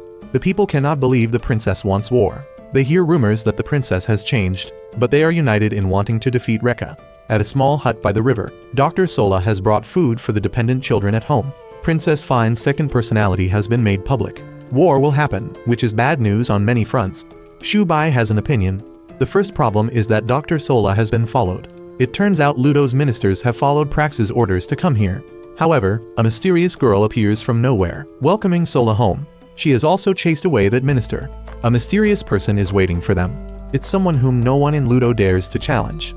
Everyone is led to the palace, where the surrounding architecture is all depraved. In the center, a fat man sits eating. He is the Supreme Selector. Sola had heard rumors for a long time, but didn't think he was real. This is Supreme Selector Rudolph, one of the 6 supreme authorities, the person who selects the throne. He remarks that Sola has brought an interesting group of people, allowing him to enjoy new pleasure for a while. The supreme brain of Rea, the Ludo doctor, and the boy from beyond the wall. Arrow steps forward. He knows nothing about himself, but he knows everyone is trying their best. However, he cannot sense Rudolph's feelings, and he doesn't like that. Rudolph is displeased, releasing power that knocks Arrow backward. He has a bind warper right in his body. Even he doesn't know how powerful he is, so he has immersed himself in joy and pleasure, making himself bored and lazy. If he were serious, this world would have ended already. Supreme Secretary Peef has arrived. He enters, saying Prax has been paying attention to Sola. He hasn't come to fight, but to report that Fine's other personality has declared war. Rudolph knows everything because Fine's throne was chosen by him, which is why other heirs all come to entertain him. Bit looks around. Other princes and princesses are here. Rudolph thinks this is better than them being killed to prevent rebellion. He pitied them and turned them into slaves. When Fine had an accident, he gave her his blood, thinking it would help her recover faster, making her more suitable for the throne. Prax is very shocked. She only knew the surgery was very difficult, not that they used Rudolph's blood. Even knowing this, Sola can't do anything. The minister reports that the princess has decided to execute the villagers. The princess wants Granger, so she wants to kill Elsa and take her bind warper. Elsa cannot understand this distorted love. With Fine gone mad, rather than letting a poor country somewhere far away own the battleship, she will control it herself to crush Rea. The princess makes another proposal, wanting Elsa to promise to obey her, then cut off her 2 legs and keep her at the ship's bow. If Elsa refuses, all villagers will die. Rudolph releases Arrow's group. He has also prepared a replacement plan for the princess if she dies. Just outside the cave, their group is attacked by Briheights. On the other side, Elsa can't stand being pitied by one person after another anymore. She will fight, on the condition that if she wins, the princess must release all the villagers. The princess is annoyed. She doesn't accept anyone ordering her around. Prax steps forward, suggesting agreeing with Elsa, letting her agree and be full of hope, then die in regret. What other ending could there be for a fool who dares to challenge the princess? The princess is confident Prax will win anyway, so she agrees. Elsa agrees to the battle. Better to struggle than die here. Both transform. Elsa is no match for Prax at all. Outside, Arrow is frantic because he wants to save his friends. His Briheight has grown wings, escaped the encirclement, and flown into the sky. Before Prax delivers the final blow, Arrow flies in to stop her. Prax cannot believe Arrow has taught himself to fly. Arrow declares he will finish Prax. However, Elsa asks him to step back. She wants to face Prax herself because the princess promised to free the villagers if she defeats Prax. Prax says she doesn't know her limits. The princess is gradually losing her composure. Arrow wishes Elsa good luck. He wants her to use him. As said before, only she can save herself, but he thinks he can help. Arrow transforms into a sword. The princess frantically orders the killing of all the children and the entire village. Prax asks the princess to stop. This is a duel between knights. She doesn't want to lose her honor. Then the two rush into combat. Elsa has cut Prax in half. Because she doesn't want Prax to die, the princess returns to her original personality. Fortunately, Prax is still intact. She remarks that Arrow's power is truly miraculous. The princess runs over, feeling incredibly lucky. But the other personality quickly takes over, declaring she will kill Prax. She no longer cares about her promise to Elsa. She will use the Bind Warper herself to act. Shuai shouts for her to stop, telling the story of how she was given the Supreme Selector's blood, causing her personality split. Prax is shocked. Everyone tries to reason with the princess, but she refuses, transforming. In her inner self, the real Princess Fine has stopped her. She has always been afraid of everything, but now she knows she can accept the second personality and bear the burden of lives lost because of her. She wants a world full of love, so she decides to take control from now on. The second personality has been blown away. The princess takes back her ring and apologizes to everyone. The villagers are also safe. On the other side, Rudolph is laughing very evilly. Despite her efforts, it seems the princess cannot avoid the war. She advises the villagers to leave to avoid being dragged into this battle. Princess Fine fights to protect the country from the Republic of Rea. She declares she will take responsibility. Elsa offers to help her. They are also being hunted by Rea, so the two have formed an alliance. A young man with lost memories journeys to return to the other side of the wall aboard the Granger ship with the Edger villagers. After countless challenges, Ludo Empire, one of the two superpowers in Lingolind, welcomed the Edger village. However, Ludo's princess possesses a hidden second personality that has pushed for war with the remaining kingdom, the Republic of Rea. Arrow and his friends met Ludo's supreme selector named Rudolph, learning that Fine's other personality originated from his blood transfusion. Prax and Sola knew the truth, suppressing their emotions. Fine confronted her other personality, sealed that bloodthirsty monster, and formed an alliance with Elsa and the Edger villagers. The Republic of Rea faces off against the Ludo Empire. The largest battle in Lingolind's history is about to erupt. The Emperor stands high commanding his army. The Republic of Rea will carry the will of the wall and unify Lingolind. Today, he must crush Ludo. Ren Xin becomes Kai's right hand, determined to defeat Shuai together. After a loud rallying cry to motivate his troops, the Emperor jumps onto his warhorse and rides off. Kai thinks he should quickly follow. The Emperor seems very excited whenever he has an opponent. In Ludo, the princess calls Reca's king a dirty old man. During this time, Princess Fine is very worried, unsure if she can lead the country to victory like her aggressive personality could. Since that other personality ignited this unwanted war, she thinks it's all her fault for not being able to control her other half. She will hide no more. They have always kept her split personality a secret. Prax has covered for her cruel actions, but she wants to clarify everything. At least that's what she can do for dragging everyone into this war. The ministers think this isn't a good idea. The country is united because of the princess's innocence. Telling the truth to those who fear war will only cause chaos. The only way for her to take responsibility for the country is to win this war. Actually, everything the ministers persuaded her with was part of Rudolph's subordinates' plot. Meanwhile, Shuai and the doctor are working hard on research. Briheights are formed from nanobursts when reacting with strong beliefs. The metal solution underground turns out to be belief particles. Shuai seems very excited about this. He suggests the doctor try making artificial bind warpers. Thanks to Shuai's mind, the doctor has solved all the puzzles. The princess once again calls Elsa and Atly to the bathtub, where they can talk without being overheard. She confides that she may not be the right person for this job. The other personality is stronger and more suited to leadership. She fears innocent people will fall if she fails. With some encouragement, the princess gradually becomes happier. Arrow decides he will also join the battle instead of obsessing over breaking the wall and abandoning his friends. Reca's army is 3 times larger than Ludo's. According to Shuai's calculations, the Emperor wants to completely dominate Ludo, so he will attack Ludo's strongest point to flex his power, while Elsa's group will defend the weakest point. The battleship has launched. The people are very worried but believe in their country's army. As promised, the Edger villagers will have a place to stay. However, the village elder has turned his back, tired of being played by the upper class, no longer wanting Dr. Sola involved with them. Prax seeks him out, wanting him to regain his old strength. Since accidentally shooting his sister, he has been disgusted with himself. Prax angrily throws down the Bind Warper, wanting him to prove himself. The battle is about to take place. Until now, Lingolind has maintained balance until Arrow appeared. With the current situation, Shuai sees going to the other side of the wall as impossible, so he wants Arrow to become Lingolind's ruler.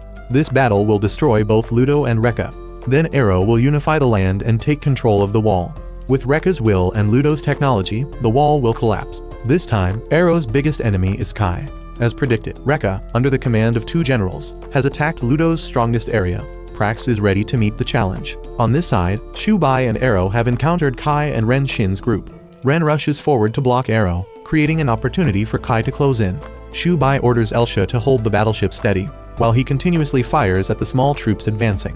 Arrow uses his splitting technique to distract Ren, then flies up into the sky, pulling Kai along. Up high, he drops him for Shuai to attack, creating a loop that prevents Kai from reacting. Kai is furious and considers Shuai a coward, but Arrow doesn't respond. When he's about to end the battle, Ren appears, rushing in to block the blow and attaching herself to Arrow to activate a suicide bomb. In the decisive moment, Arrow is forced to remove his Bind Warper to prevent the explosion, suffering injuries but still surviving. He counterattacks and defeats Ren. Afterward, Arrow transforms into a sword handed to Atly, allowing her to spin and clear out the remaining enemy forces. Kai falls under the barrage of light artillery from Shuai. On another front, the king uses dirty tricks, causing Prax to be thrown into the palace. When hearing that Kai has been defeated, he orders a retreat. After the battle, Shuai approaches Arrow. He asks why he didn't finish off Kai. Arrow only says that he wants him to live so that in the future, when the world is unified, they can meet again as friends rather than enemies. In the medical camp, Kai wakes up, realizing he's still alive. Ren is also alive, but subordinates advise him to take care of himself first. Realizing he lost to Arrow, Kai angrily vows to avenge this humiliation. The battle between the Ludo Empire and the Republic of Rea has begun. Facing the coordinated attack of Shuai and Arrow, Kai was completely defeated. But Emperor Zetsu's power is limitless. Even Prax couldn't match it. No one knows where this battle will lead. Seeing Prax's Briheight blown back to the palace, the people are very confused and worried. Bit is now standing before a troop, encouraging their heroic spirit. That's Ludo's reinforcements. Arrow has been taken back to the battleship to bandage his arm wound. Shuai, with his usual calm face, explains to him a series of complex theories about what he calls belief particles, the core energy source that creates Briheights. A person's spirit forms the core. In a Briheight battle, the reason losers vanish is because their spirits are destroyed along with the Briheight, and their bodies are broken down into belief particles. It seems the Bind Warper plays a role in this. He explains that Arrow's wound is now not just a trauma, but directly affects his ability to control the Bind Warper's power. If he can't control himself while fighting, his blow might not only break the opponent's Bind Warper, but also shatter their belief, taking their lives. Arrow listens silently. Shuai reminds him to be wise when fighting. Tomorrow they will face Rekka's army. Rekka is stronger than Ludo thought. Ludo's only victory is Elsa's battleship. When the group meets to discuss strategy, Shuai draws on the map a treacherous mountain pass area where steep terrain and deep basins could become a giant trap. He suggests luring the Republic of Rea's army there, using rocks from the mountainside to crush the enemy along with their king. The plan is somewhat cruel, but is the only way to end the war in the shortest time. A crisis occurs. People are surrounding and protesting in front of the palace gates. They think they cannot defeat Rea. They want an answer about whether Ludo can win this war or not. The princess appears, reassuring them that Ludo will not lose. This country was formed from love, dreams, and hope, and the Edger villagers are also helping them. She wants the people to trust her. And so the people see in her the light of kindness and once again believe in her. Prax, the once unyielding team leader, feels heavy-hearted. She believes she and her teammates have been humiliated after their previous defeat. Meanwhile, on the other side of the battle line, Ren is still diligently training with Go, the Emperor's loyal general. She earnestly asks to increase the difficulty to further hone her skills and belief in herself. When the king enters, his eyes are cold as steel. He recognizes in Ren a desire to become stronger, and so, instead of rewarding or training her, he ties her up and throws her into a waterfall to test her. Ren doesn't understand why. She thinks she will die here, but when Shuai's image appears in her mind, her will for revenge doesn't allow her to sink. She surfaces, gritting her teeth, using her mouth to grip tree roots along the shore. Her body full of wounds but her eyes burning like fire. As for Kai, after his defeat and hearing unfavorable talk about himself, he can't bear it. On the battleship, Atly tells Elsa about Arrow opposing killing enemies.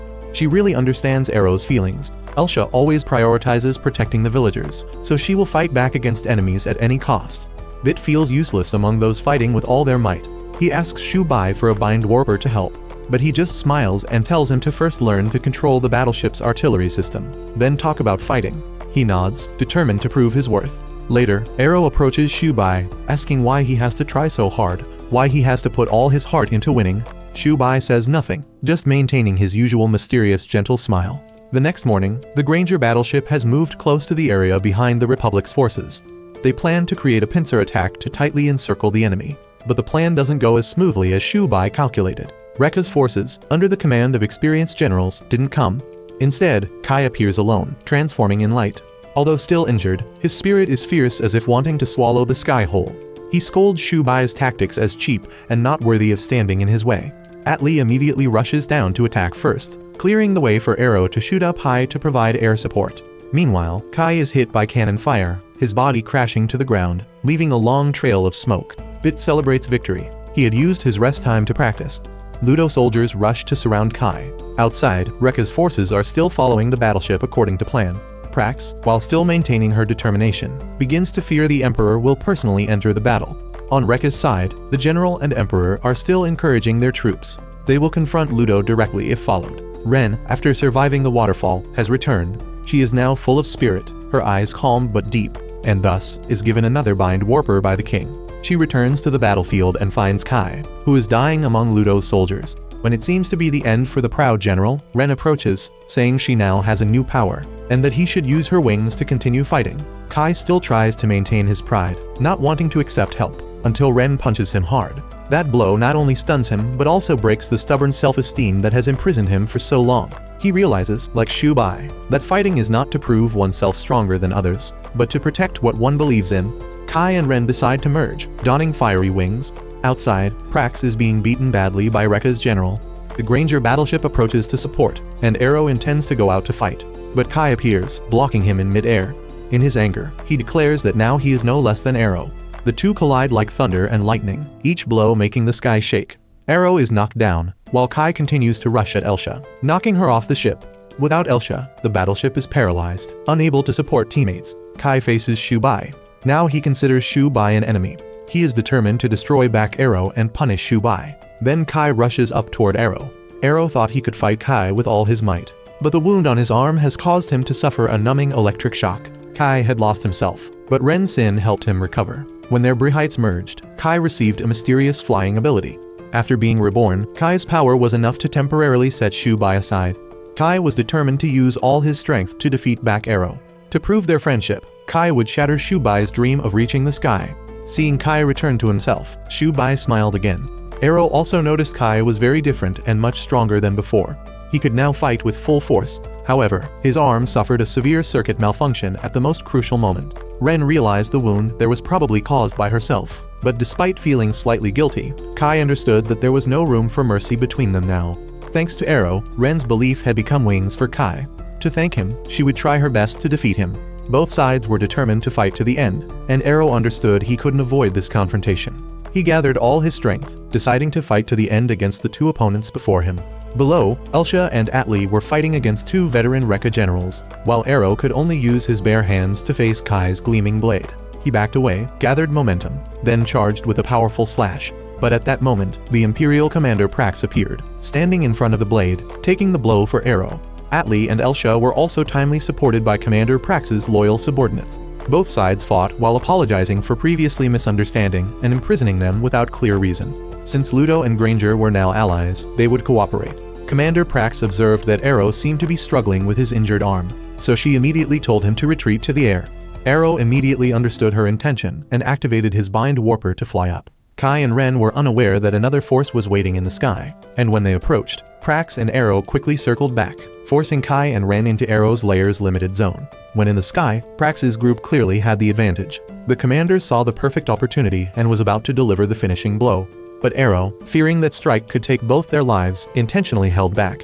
Because of this hesitation, Kai and Ren managed to escape. Their attack with Ren was nothing compared to the Emperor's paper slip from the day before. Shuai told Arrow to transform into a sword for Prax to use. It would be effective despite Arrow's injury, and Arrow didn't hesitate, following his instruction. The battle between the four merged beings began. Ludo's forces were falling behind schedule and couldn't contact the supporting reconnaissance unit. Information about the battleship was also limited due to the battle and radio interference. Meanwhile, Princess Fine on the Granger discovered that the entire battle was being broadcast live for all Ludo citizens to watch, and the person who activated the broadcast signal was none other than Supreme Selector Rudolph. Even Reca's Emperor was excited about this battle. He felt it was unfair that only the nobility could watch the battle, so he broadcast it for all citizens to enjoy together. The princess felt indignant but couldn't challenge him. Unexpectedly, Kai and Ren separated, forcing Arrow to return to Briheight form to chase Ren. Kai threw a hook, wrapped it around Commander Prax's leg, and sent an electric current that paralyzed her. Arrow immediately dove down to save her, pulling Kai away, leaving the two female warriors to face each other. At Ludo's palace, news arrived that Bit was working hard to control the ship.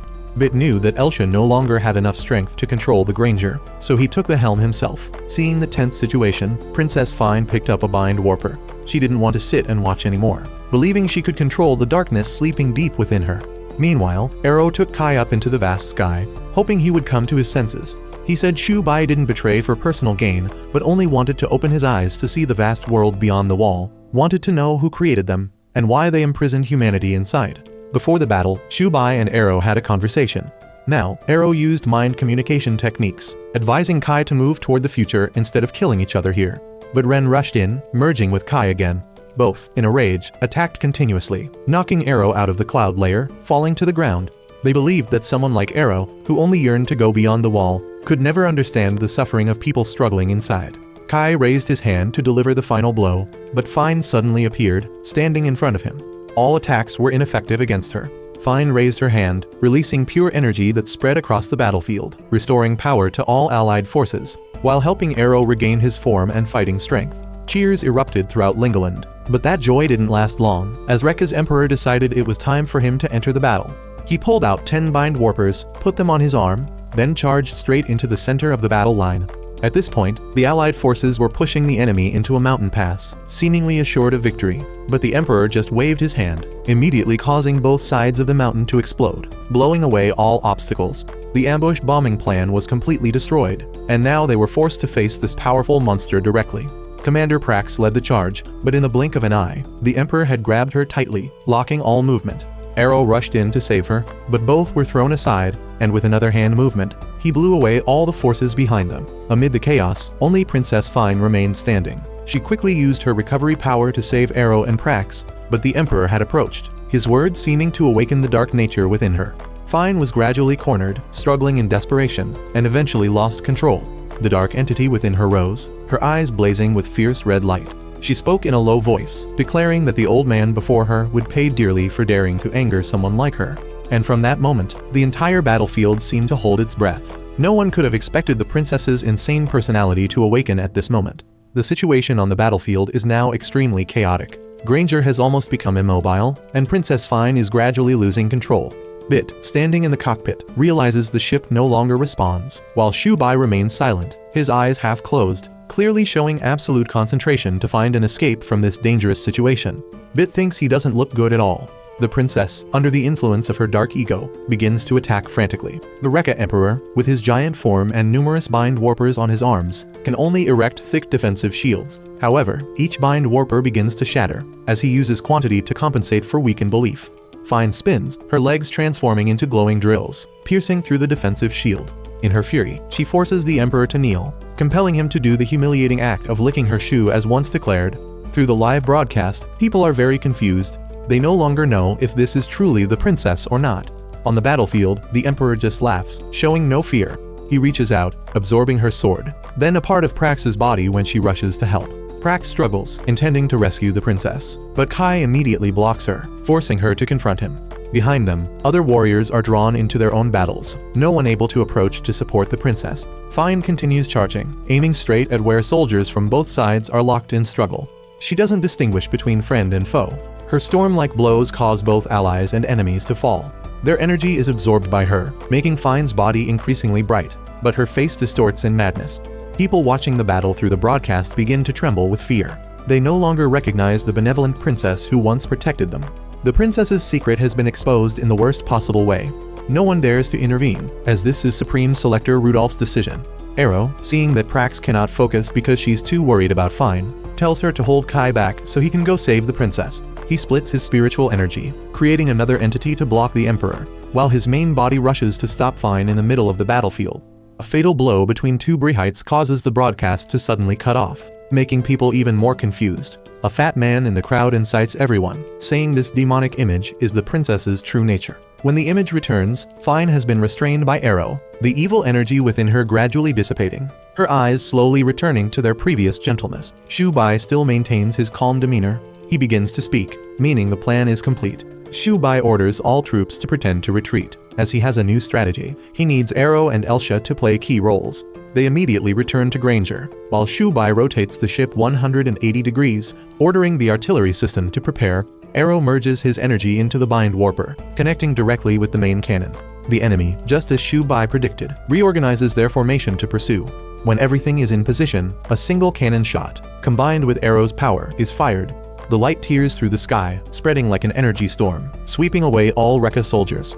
Most enemy bind warpers are destroyed, with only Kai, Ren, and the Emperor still standing. Arrow intentionally holds back, leaving them a way to survive. However, the Emperor, instead of retreating, orders the remaining troops to continue fighting with conventional weapons. Rea soldiers, carrying absolute loyalty, still eagerly charge forward, forcing Prax and her army to counterattack. Arrow calls on Kai to stop, saying this is just meaningless sacrifice, but Shuai tells him not to waste words. He believes these people live by faith, not reason, so even with explanation, they will still rush to their deaths, and Shuai feels that stopping this army is his duty. Bit takes this task upon himself, as he is the strategic admiral. Amid the chaos, Princess Fine steps forward, radiating healing light. She uses all her power to heal soldiers from both sides, not wanting more bloodshed. Her healing energy spreads, covering the entire battlefield, causing the wounded to stand up and realize the futility of the war. Although healed, the Emperor shows no gratitude and still wants his soldiers to continue attacking. But the princess has used the power of love to influence everyone. The Emperor, now also touched by that energy, gradually loses his Briheight armor and returns to human form. Despite being healed, he still shows no gratitude and wants his soldiers to continue attacking. But the princess has used the power of love to influence everyone. He looks around with tired eyes, then declares the end of the war. The two generals still want to continue fighting, but Kai stops them, saying this is the Emperor's will, and no one is allowed to disobey. After the weapons fall silent, both sides begin negotiations, deciding to withdraw troops, ending the meaningless war. The princess's love has influenced everything. Granger is towed back to base. The technical team urgently repairs it, as the recent shot consumed all remaining energy. Arrow, Shuai, and their teammates inspect the battleship together, while Princess Fine and Prax return to Ludo. Fine decides to be open with the people about her second personality, hoping they will understand and forgive. But as soon as she steps down from the war chariot, the crowd rushes forward, throwing stones and screaming. In their eyes, the one who once saved the country is now just a monster in human form, causing Fine immense inner pain. Rea's Briheights had been swept away by Granger's super cannon. By giving love to the fierce Rea army, Fine had moved the Emperor's heart to end the battle. But in the capital, the people of Ludo were filled with anger. Arrow's group was celebrating their victory after the long battle. The atmosphere on the Granger was lighter than ever, wounds and losses temporarily forgotten. The girls discussed returning to the wall to complete their unfinished mission. But Shuai knew they didn't yet have the ability to do anything with it. So he quietly hoped Arrow would seriously consider his suggestion to become a leader, a king who could unify this world. With Ludo's technology and Rea's will, breaking the wall would be much easier. However, Arrow still couldn't say anything. He understood that a throne couldn't be seized by force. Meanwhile, the situation in Princess Fine's kingdom had become chaotic, with angry crowds demanding justice and punishment, believing she was a witch disguised as a gentle princess, forcing Prax to hurriedly escort the princess away from the square. Fine didn't understand why the people had bind warpers that were supposed to be kept only in the palace. Atly sat quietly on the ship's deck, feeling useless for not helping in the recent battle. She had only gotten in everyone's way. But Elsa came to her side, saying she was always the first to act when everyone else hesitated, that such courage was more important than strength, and everyone admired her bravery. Elsa recounted what Atly had accomplished. Atly remained silent, but her weak smile showed those words somewhat eased her heart. Below the palace, people were still frantically protesting. Fine blamed Prax for pulling her away without giving her a chance to explain to the people. When the doctor and two courtiers rushed in, reporting that people had broken into the laboratory and stolen bind warpers. The main forces were still on the battlefield.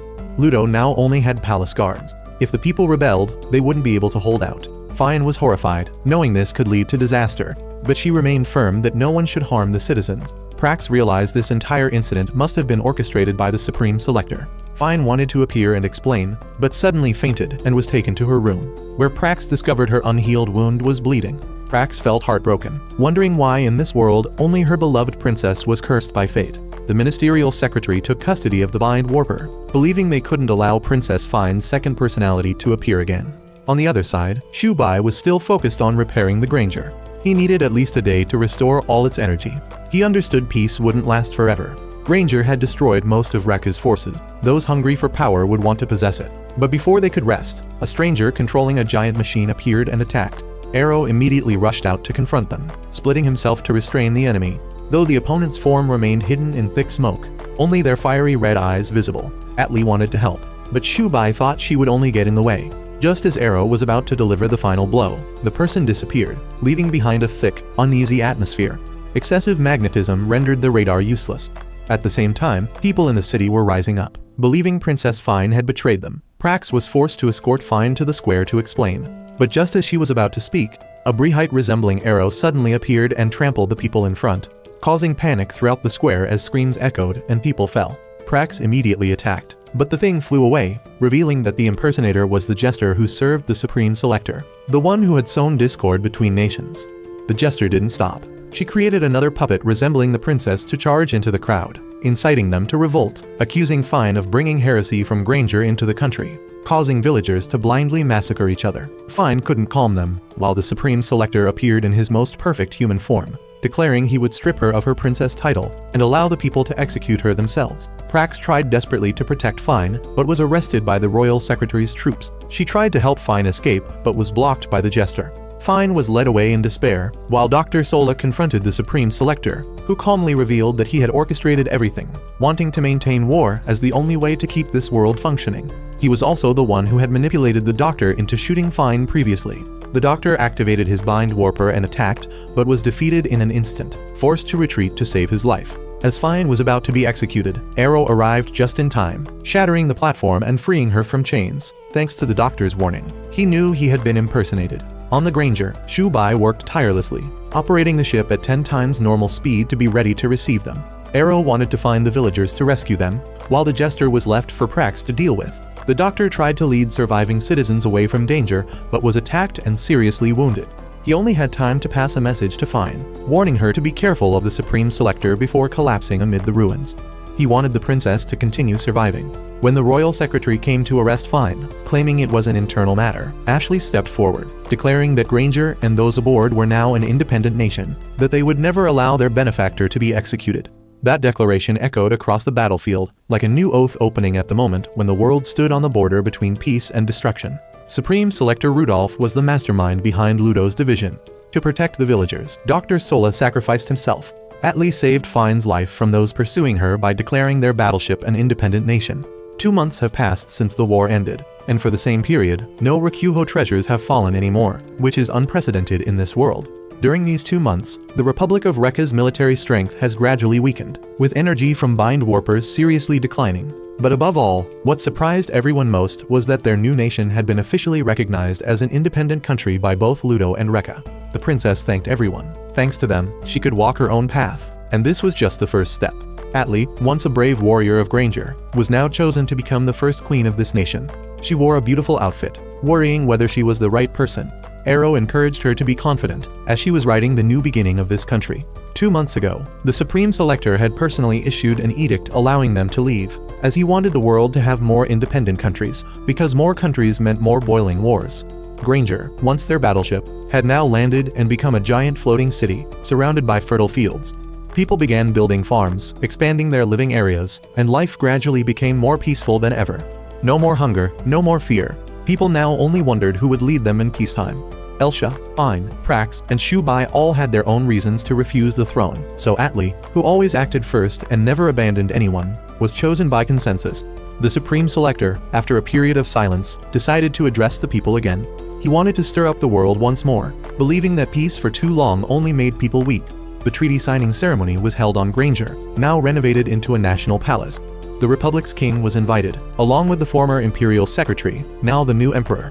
President Ikki was also present, amazed to see the once rejected village, now a powerful nation standing tall in the sky. Upon entering, the imperial emperor revealed a contemptuous look when he saw Princess Fine, now a council member of the new nation. Prax, the former Ludo commander, announced that all vassals present at the ceremony had chosen to submit under this nation's flag. If any force intended to attack, they would all rise to protect these vassals. The armored division formerly under her command had also declared they were leaving the Ludo Empire to follow Prax. The teenagers Arrow had saved at the farm were also present at the ceremony, eagerly helping. Thanks to Arrow, they looked much more mature. The princess and Prax were also preparing their own plans. Meanwhile, in the Republic of Rea, 2 generals were trying to train soldiers to fight Briheights with bare hands, as most bind warpers had been lost. Kai was also forced to leave the battlefield, sitting at a research table, focusing on finding ways to activate power and understand belief particles, rather than just relying on bind warpers. Everyone was surprised that someone as dense as Kai was now reading books. During this process, he discovered something frightening. When Arrow fully awakened, he would become the cause of humanity's extinction. Kai also found another clue, but didn't have time to reveal it before Arrow and Shuai arrived. The 2 generals and Ren Xin immediately became angry, ready to attack, but the chief seal, a position second only to the king, stepped in to stop them. Shuai wondered why this position wasn't held by the fat man from before, and Kaio replied that he had fled with the treasury when he saw the Republic of Rea defeated. Currently, he had fallen into the hands of the jester, who declared that he was the one chosen by the Supreme Selector. In the council room, Shuai began negotiations. He proposed receiving part of the Republic's territory in exchange for lasting peace. Ren strongly opposed, considering it a disguised threat. Shuai calmly replied that he wasn't foolish enough to come empty-handed, knowing how much Ren hated him. He pressed a button on his bracelet, lighting up a series of signals, and revealed that the entire area was surrounded by bombs he had planted before leaving. Ren was stunned, not knowing what was real and what was a bluff. Shuai gave a faint smile, loosened his coat, and stepped forward, forcing her to back away. Kaio intervened, telling Ren to stop as she was damaging her own honor. Meanwhile, at the signing ceremony, everything was proceeding smoothly. The Empire's emperor appeared arrogant, but dared not act foolishly, while Fine remained silent, monitoring developments through communication. Kai took the opportunity to ask Shuai about the real reason he risked returning to this land. Shuai said he needed that land to build a research facility, but Kai knew this was just an excuse. He had read ancient texts stating that, when the ship of destiny in the land of destiny awakens, everything will return to nothingness. This clearly referred to Granger and Arrow. The final part of the text was torn out, and Kai suspected Shuai was responsible. Shuai remained silent, neither denying nor confirming. At that moment, the chief seal spoke, saying the emperor was at the ceremony, and with just one command, this entire place would be massacred. To legitimize war, they only needed Ren to kill the chief seal, and the blame would fall entirely on Shuai and Arrow. Knowing he was trapped, Shuai had to tell the truth. Beneath the land he wanted was a giant battleship sleeping peacefully. As soon as he finished speaking, the ground shook with consecutive explosions, but they weren't caused by Shuai. A real battleship emerged from underground, enormous and fierce. The person controlling it was the former Chief Seal, the traitor named T. He declared that from now on, the Republic would be under his control. The puppeteer behind everything was the Supreme Selector. During the chaos, Elsa and Bit were leaving the hall when they unexpectedly encountered a mysterious person wearing a gray cloak, inviting everyone to join the Lind faith. On the other side of the wall, T began sweeping across the Republic of Rea's territory, observing all activities of the king and those around him. His presence made everyone both surprised and cautious, but the king seemed to enjoy this development and announced that the signing ceremony had officially ended, while declaring he would meet everyone again on the battlefield, where fate-deciding battles would take place. The others in the room all returned. Soldiers tried to shoot at T's battleship, but to no avail. Arrow stayed behind, his eyes filled with determination. He wanted to charge straight into battle immediately, despite Shuai's advice and warnings. Arrow quickly went to the cockpit to execute his attack plan, but realized that T didn't expose the cockpit clearly like previous opponents. All defensive behaviors were designed extremely sophisticatedly and skillfully, forcing Arrow to face relentless gunfire and temporarily retreat.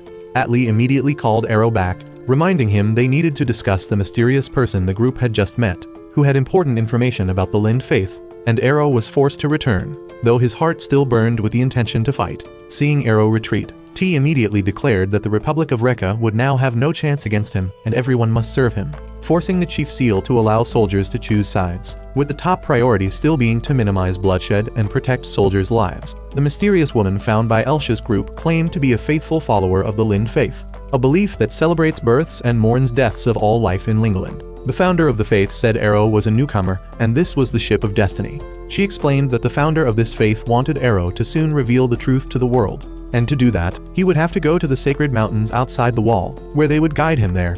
Arrow understood this was an opportunity he couldn't miss, and the woman then turned to dust, leaving a deep impression in Shuai's mind. Shuai observed carefully and realized she was formed from belief particles, something Arrow and his teammates hadn't fully grasped yet. Neither Ludo nor Reka had ever heard of this Lind faith. Meanwhile, Arrow worried about the possibility that upon learning the truth, he might cause world-destroying consequences as the prophecy had said. But Shuai believed the world had changed since Arrow's appearance, so destruction or change was essentially just a continuation of the new law. While events unfolded, Republic of Rea soldiers tried to attack T, but he fired accurately to push them back while keeping himself safe. The Emperor suddenly appeared, charging straight at T's battleship, creating tension that confused everyone. Despite T firing multiple shots, he survived. A few hours earlier, he had obtained a bind warper from Ludo's president, an item with special protective abilities. T controlled the battleship to fly high, while the Emperor created an energy bow, launched himself into the air, and dove straight down. T began to feel afraid, and the Emperor had entered Mad Dog mode, deciding to give him an honorable death. His technique destroyed T instantly, causing the ship to fall, leaving direct consequences for the entire campaign. Immediately after, T announced to the courtiers that there were still many energy-bearing bind warpers on the battleship. Everyone was excited, praising their Emperor. Thanks to this, the Republic of Rea now owned its own battleship, which concerned people due to the Republic's potential for invasion. Shuai knew it was all due to the Supreme Selector. He remained an enigma. If there was someone unpredictable, it was Supreme Rudolph. People suggested Arrow should try to learn about the Lind faith. Ludo arrived, reporting that T's battleship had been defeated by the king, and control of Rea had been hindered. He feared Ludo would perish if the battleship fell into Rea's hands. However, the Supreme Selector reassured him that the Republic of Rea's first target would be Arrow's land, while sending him a mysterious box. As soon as the evacuation order was issued and people left, he activated another battleship from underground, aimed directly at Arrow, while the Supreme Selector announced to Granger that these two battleships were gifts he sent, making Arrow wonder how the Supreme Selector knew about the ship and why he chose this moment to rise up. He asked Shuai if the ancient texts said anything about Lingolind's past. Shuai guessed it was Heaven's decision. Recognizing the importance of the Lind faith, Arrow and his teammates decided to focus on understanding it before facing the next dangers. Shuai, though uncertain whether Arrow could destroy the world or not, still advised him to stay calm to reassure everyone, ensuring the group didn't panic. He had brought everyone this far, so he wanted to go even further. The next morning, the group approached the wall, but Ludo Empire ships had pursued them, forcing the captain and division to fight back. On the other side of the wall, the Ludo Empire deployed many soldiers with flying abilities, but their main goal was just to buy time for Arrow. Prax's group was ready to face them. It seemed Ludo had committed all forces to attack the village. Arrow stood ready at the ship's bow. Shuai maneuvered to turn the ship and activated the vertical mechanism. The ship's cannon had been upgraded and fired an unavoidable beam of light, the result of 2 months of research to counter those with flying abilities. Shuai had fine-tuned it to rotate on both sides, completely clearing the Imperial forces. Having lost belief particles, the Empire's ship couldn't fly, allowing Arrow's group to continue toward the wall. Another Lind faith disciple appeared and guided them straight into the wall. Indeed, the wall let them pass through, but on the other side was another wall, signaling that challenges still continued. Rea had acquired the flying battleship commanded by T. The bind warpers found inside had helped them regain their spirits. In another development, Ludo launched the flying battleship Maestrad and pursued the Granger Federation. Threatened by 2 forces, Granger headed straight for the Epitaph mountain range after being invited by the Lind faith to cross to the other side of the wall. They continued their journey, easily passing through 3 giant walls in succession. This was the first time Prax had traveled so far. Arrow saw they just needed to reach the distant Epitaph mountains. Arrow worried Ludo would pursue them, but the mysterious person believed only those invited could cross the wall. Meanwhile, after their defeat, the Ludo Empire quickly gathered more bind warpers from the recently acquired battleship, determined to continue pursuing Arrow and attacking the wall. Arrow's group had nearly arrived. However, an unusual and horrifying sight appeared before them. Surrounding the mountain peak were numerous stone pillars, not natural stone but formed from skulls. Most terrifying was that on top of some pillars, they recognized Dr. Sola's face. Captain Prax ran out to examine the scene. Immediately, a mysterious man, claiming to be the high priest of the Lind faith, warned her not to touch the pillars. He explained that these faces represented souls of the dead, and the taller the pillar, the closer that soul was to heaven. He transmitted messages formed from belief particles, so flying and communicating like this was very easy. This founder possessed extraordinary faith. The high priest quickly turned his attention to Arrow. He wanted Arrow to recall his entire past and true nature. He then used a powerful magic on him, causing Arrow to writhe in intense pain. Others in the group tried to approach and help Arrow, but were blocked by some invisible force. The situation became more complicated when the Ludo Empire's ship passed through the wall and caught up, preparing to join the battle. The group considered turning back to confront and fire back at the Empire's warship, but Arrow alone charged forward, entering the battle at an astonishing speed despite everyone's attempts to stop him. As he fought, the scar on his body began to twitch and gradually heal, a sign that the power within him was being released. This recovery came with an increasingly severe state of loss of control, pushing Arrow to the threshold of being unable to restrain himself. The Empire's king sitting on the warship still showed absolute confidence. He believed Arrow was incapable of killing, a limit he couldn't cross. However, immediately after, Arrow knocked the protective bind warper ring from his hand, and then took his life. This was the first time Arrow had killed someone, and the psychological shock was immense. The truth about his destructive ability was clearly exposed. Arrow tried to leave the area immediately, but a powerful electric current held him tight. His power was now completely out of control, erupting into a destructive rage. He wiped out all the Empire's soldiers present in just moments. Everyone on the Granger was severely shocked by this terrifying and brutal power. Arrow, feeling helpless before his own power, could only beg Captain Prax to leave immediately, before he accidentally wiped her out too. Now, the truth was all too clear. They no longer had any doubts. Arrow was the one bringing destruction to the world as the prophecy had foretold. At the same time, they also realized the truth about the mysterious High Priest. He was actually the jester sent by Supreme Rudolph. The Supreme Selector had known who Arrow was from the beginning, and the purpose of this staging was for Arrow to regain all his inherent power, because he was a destroyer sent down to Lingolind by God. This world was like a tree full of ripe fruit. Lingolind was one such ripe fruit, an offering to God. If the fruit grew too large, it needed to be picked. Arrow had been sent for that purpose, but he had lost all memory of himself. Thus, all the Ludo Empire's soldiers were destroyed under Arrow's hand. Meanwhile, the stone pillars on Soul Mountain grew increasingly taller. Arrow was brought here because this place was said to be closest to God, a place where his power could be easily released. However, despite regaining his destructive power, Arrow still tried to retain his last bit of consciousness. He tried to remove the ring that had helped activate his power from his body, but his body automatically resisted that action. In a moment of lost control, Arrow fired a massive energy blast toward his own ship, but immediately managed to self-destruct and neutralize that attack. In utter desperation, he begged everyone on the ship to shoot him down, as he didn't want to see any of them die by his hand. Everyone on the ship called for Shuai's help, as he was always the one who could find solutions in seemingly deadlocked situations. Under extreme pressure, Shuai quickly made a decision. He ordered everyone to fire at Ludo's ship's bow, where the energy source Arrow was absorbing could be cut off. At the same time, he asked Arrow to fly far away to avoid harming anyone, and to buy time until they found a way to repair and control his power. Captain Prax decided to go outside to deal with the external situation. Fine wanted to follow to support her, but Captain Prax stopped her because Fine still couldn't fly. They were blocked by the jester, but Atly timely used her ability to bind her feet, creating an opportunity for Captain Prax to attack with full force. The jester was forced to give up and retreat. Meanwhile, Bit had shot down the ship holding Arrow, releasing him to disappear into the sky. After resolving the emergency, Shuai wanted to return to the mountain to seek more information, but Supreme Rudolph had timely built a giant wall, blocking their path. Shuai once again faced heavy pressure in determining the next step. This was the first time everyone had seen Shuai lose his composure to this extent. However, Bit timely rescued Shuai when he announced that he had kept some ruins from the ancient village, and among them was the Rakuho that had sent Arrow to them. Supreme Selector Rudolph revealed that Arrow was the destroyer sent by God. With his power awakened, Arrow wiped out the Ludo army in an instant. While Arrow was desperate, Shuai found a way to fight back and stop him. Arrow had now flown far away from the Granger ship, trying to find an isolated space to solve the problem himself. He tried every possible way to remove the bind warper that had activated his destructive power from his body, but each attempt was unconsciously resisted by his own body. On the Granger ship, there was still no new movement from the Supreme Selector or the Ludo Empire. Rekka's cameras showed he was north of the border wall. Thanks to Shuai accessing Rekka's network system, they could at least monitor Arrow. Their communication with Arrow had been completely cut off, making Shuai and his teammates temporarily relieved.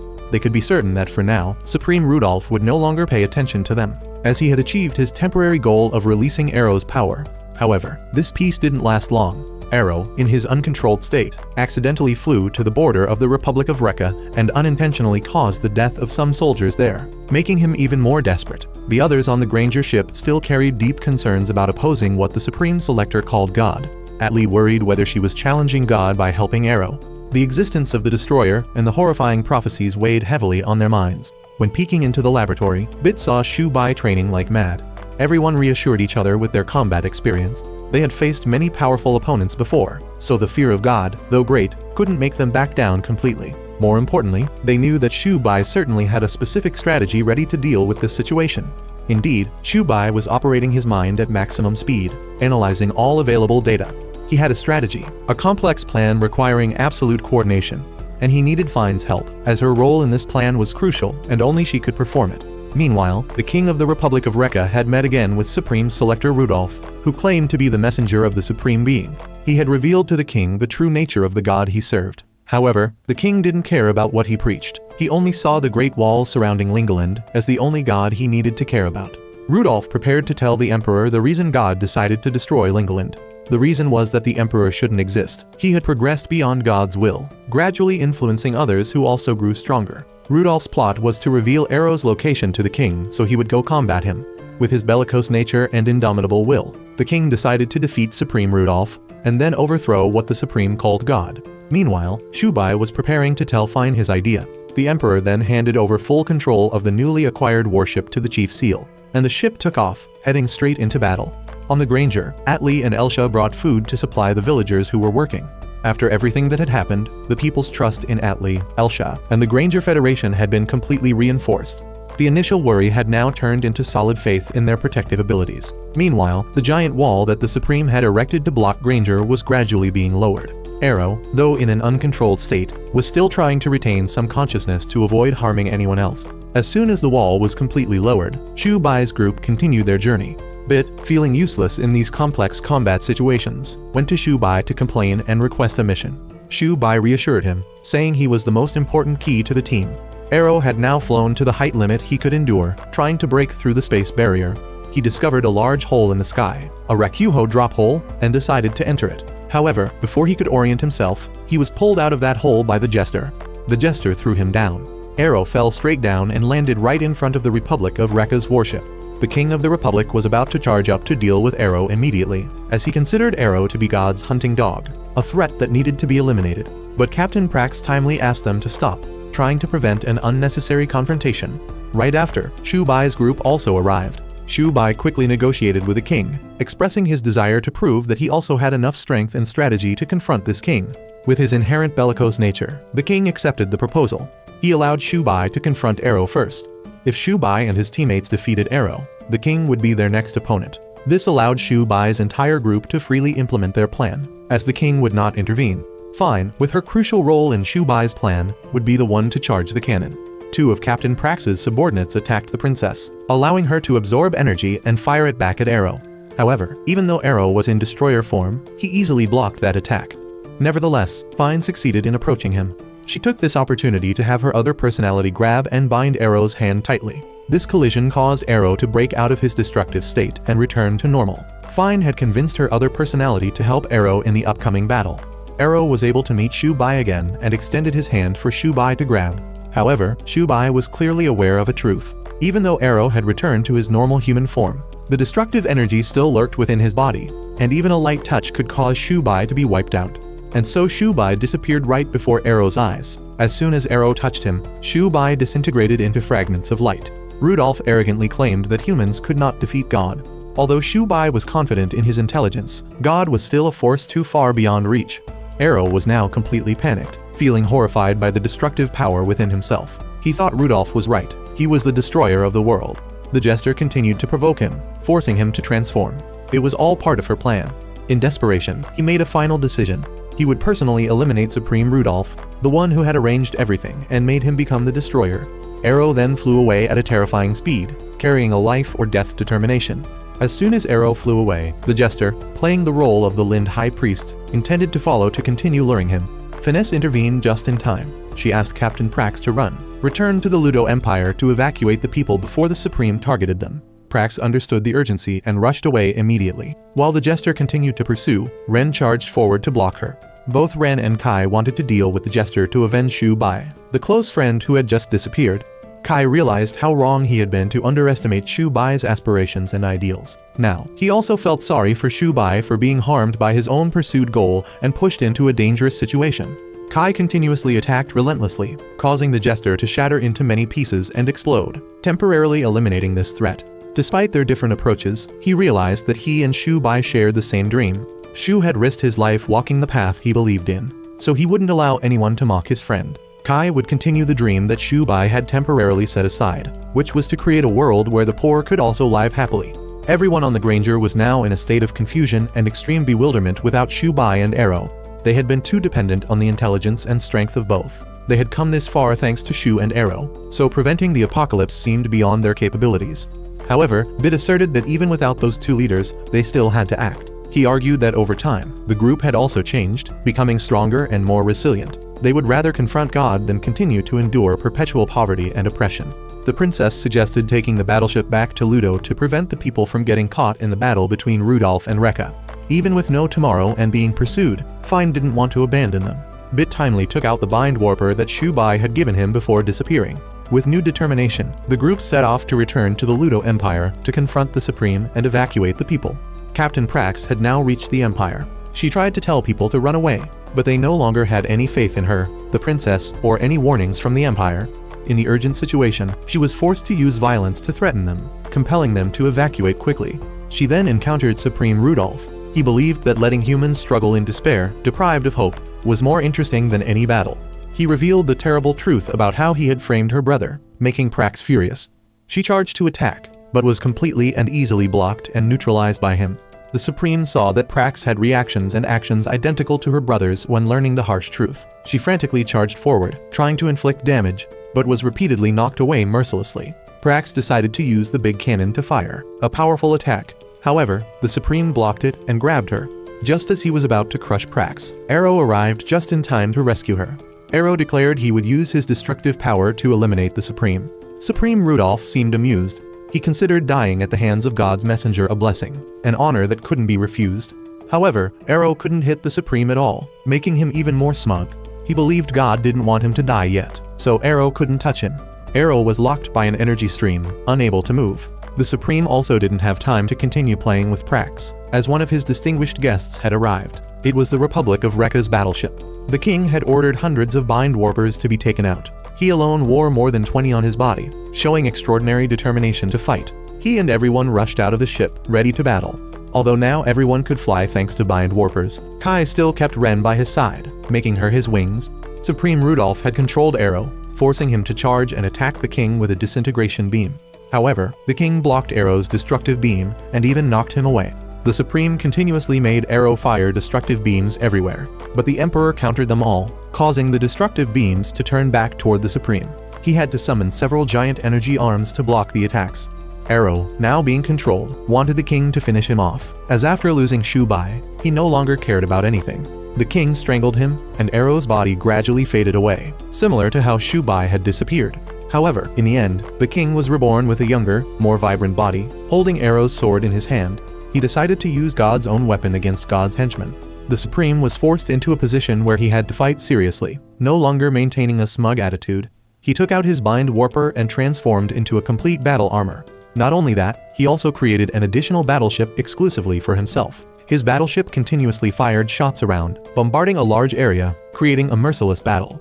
In that difficult situation, Fine arrived, using her power to restore energy and spirit to everyone. If God wanted destruction, Fine didn't need him anymore.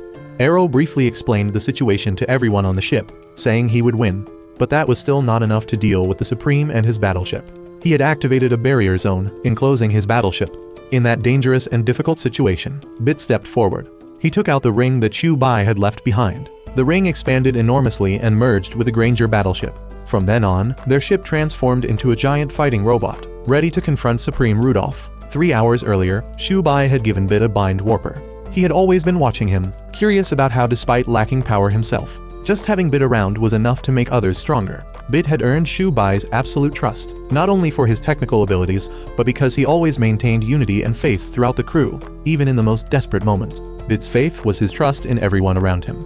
Atly also transformed to help. At this point, Kai understood why Shuai trusted them. while Bit focused on controlling the newly merged giant robot to handle the energy arms of the Supreme's battleship. Fine took the opportunity to restore everyone. Her ability, though convenient and powerful, directly harmed her. Each time she healed someone, Fine had to endure the pain and injuries that person was bearing, a silent sacrifice. The king of the Republic of Rea, witnessing Fine's courage and pain, decided not to let her efforts go to waste. He charged straight ahead, rushing into the area where the Supreme was sheltering, determined to drag him out of the battleship. The Supreme blocked the king's attack and then detached himself from the battleship to fully enjoy a one-on-one battle. The king, with his extensive battlefield experience, quickly realized that the Supreme was connected to the battleship by an energy cord, indicating a vital link between him and the ship. Immediately, everyone else, including the two generals and Kai, rushed to attack that connection. However, the cord was abnormally hard and invulnerable. Even their strongest attacks couldn't scratch it. Meanwhile, the king was continuously assaulted by the Supreme's relentless attacks, forcing Fine to constantly heal him, pushing her to her limits of endurance. The Supreme recognized this weakness. He launched a wide-area attack, a deadly move aimed at suppressing Fine's healing ability, and also to see how long she could hold out before completely collapsing. Bit, in this precarious situation, came up with a bold idea.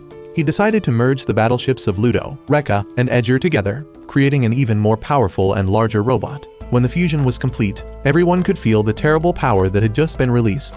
Bit believed this was why Shuai always wanted flying battleships, because their combined power was limitless. The power from the merged battleship was enough to completely sever the connection between the Supreme and his battleship. At the same time, Bit also fired a barrage of missiles at the Supreme, forcing him into a defensive position. Shuai had calculated everything himself. Everyone had to admire him as a genius. The king remarked that Supreme Rudolph was still bound by the laws and rules of this world, so they still had a chance to win. He and Arrow joined forces to charge forward. The Supreme saw that the king was gradually being destroyed by Arrow's destructive power, but he was still using his will and faith to restore his body. The king shouted at Arrow not to listen to the Supreme's nonsense and to continue attacking. Arrow activated the booster on the back of his sword and charged forward with the king, pushing back the Supreme. The king used his classic ultimate technique. He shot himself like an energy arrow, flying straight and piercing through the Supreme. Everyone rejoiced because they had finally won. Supreme Rudolph showed no sign of pain. Instead, he expressed gratitude. He confessed that he had deliberately allowed himself to be stabbed. His purpose was to release Arrow back to his original form as the Destroyer. He believed that everyone's arrogance would destroy Lingolind. Immediately, Arrow grew sharp spikes that pierced the king's body. Arrow could only apologize to the king helplessly. As others rushed to help, the jester had returned. She had unlimited regeneration ability, as her power would exist until the end of this world, but the Emperor refused to go down easily. He fell onto the Supreme and was determined that, even if he died, he would take the Supreme's power with him. He delivered a final stab and pulled all the bind warpers out of the Supreme's body, weakening him extremely. Before disappearing, he left a final message for his people, that fighting spirit determines everything about humans, and even if the opponent is a god, they must never give up. The barrier around the Supreme completely disappeared, and the Supreme ship then exploded. Everyone shed tears, lamenting that the Emperor was truly the King of Kings. That evening, they all stood before the ruins of the battlefield. They hoped that later they could give the king, who had sacrificed heroically, a proper and dignified funeral. They had searched all day but found no trace of Arrow and the two villains, the Supreme and the Jester, anywhere. The princess didn't think Supreme Rudolph could die so easily. They decided to expand their search area together. Suddenly, the kids from the farm called, reporting that they were seeing Arrow wandering around and destroying everything. He was now completely hopeless and helpless, as no one could stop his destructive power anymore. Kai had flown there to find him. He was confident that he was fully capable of defeating the destroyer. He then engaged in combat. Having learned from the king, he could block Arrow's disintegration beam. Additionally, he had a skill he had learned. It was creating a dark orb and throwing it at Arrow. This orb caused his body to petrify and become unable to recover. Kai threw several more orbs at Arrow, and Arrow felt that he could finally die, ending all suffering. But suddenly, somehow, a giant gate appeared. Shuai jumped out from it, an unexpected return. However, this Shuai was the size of 2 merged battle armors, an image beyond all imagination. The giant Shuai performed an unexpected and decisive intervention. He did something to Arrow, a powerful and immediate impact that helped him escape the destructive state and regain control. Immediately after, Arrow's body began to transform. The sharp spikes and battle robot form disappeared, and he returned to his normal human shape. Kai, after witnessing the whole event, was amazed. He demanded an explanation from Shuai, as the Shuai he knew would never be so enormous. Actually, that giant body was Shuai's faith form, formed from his will and scientific data. The real Shuai was on the Granger ship, remotely controlling this faith form. He explained that 3 days ago, when Bit came to him to complain about his own uselessness, Shuai had shown him what he was researching. It was a device that allowed him to transform into a material form similar to the battle armors. He had decided to risk this experiment to see if Fine could completely save Arrow. If not, he was ready to let himself be disintegrated and sent to God, hoping to discover something about the ultimate truth. He only told this to Bit. If he hadn't returned after 3 days, he needed Bit to cut the power source to bring him back. Shuai had really returned, and Bit immediately informed him about the situation outside. Bit said that the Republic's people wanted to take Arrow back for trial, as he was directly related to the king's death. Arrow, after what he had caused, seemed ready to accept punishment for killing so many people. Atly disagreed with this decision. She tried to protect Arrow and wanted to take him back, but her stubbornness could easily lead to a new conflict between Granger and the Republic. The tense situation became even more complicated when 2 strange boys arrived. They declared that this was their territory and demanded that Kai release the person. Seeing the situation at risk of unnecessary conflict, Shuai proposed a reconciliation condition. He would tell the Republic the secret of this world in exchange for them agreeing to let Arrow go. They then boarded the ship for dinner and negotiations. Ren maintained high vigilance, standing nearby to closely monitor Arrow. Arrow, feeling guilty, told her that if she wanted, she could just stab him and be done with it. A desperate challenge. After stabilizing the situation, Shuai began to explain the true nature of the world. He said that Lingolind was basically one world among countless worlds that God had created.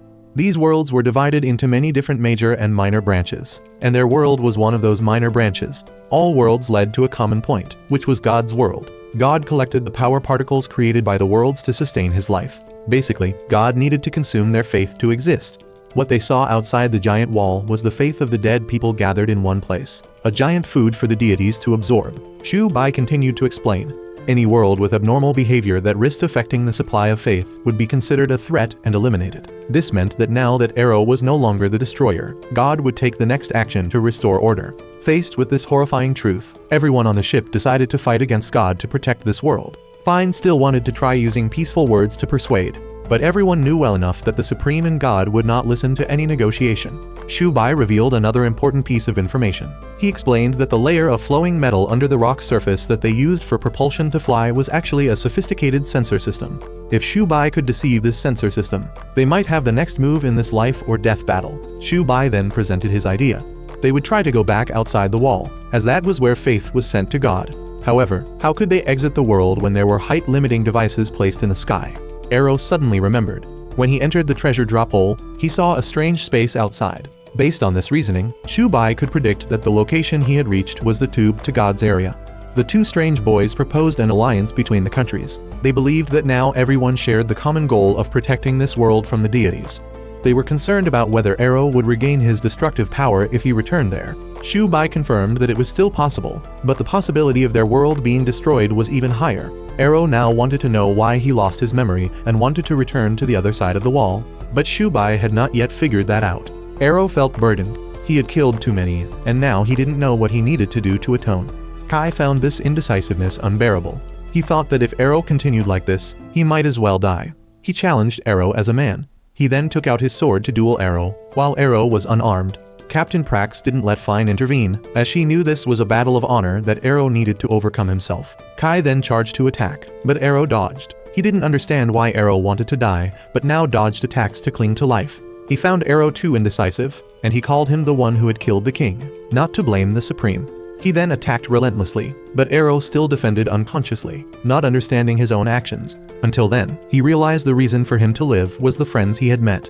When Kai saw that Arrow had started to fight back, he drew the king's weapon to attack him, but Arrow blocked it with his bare hands.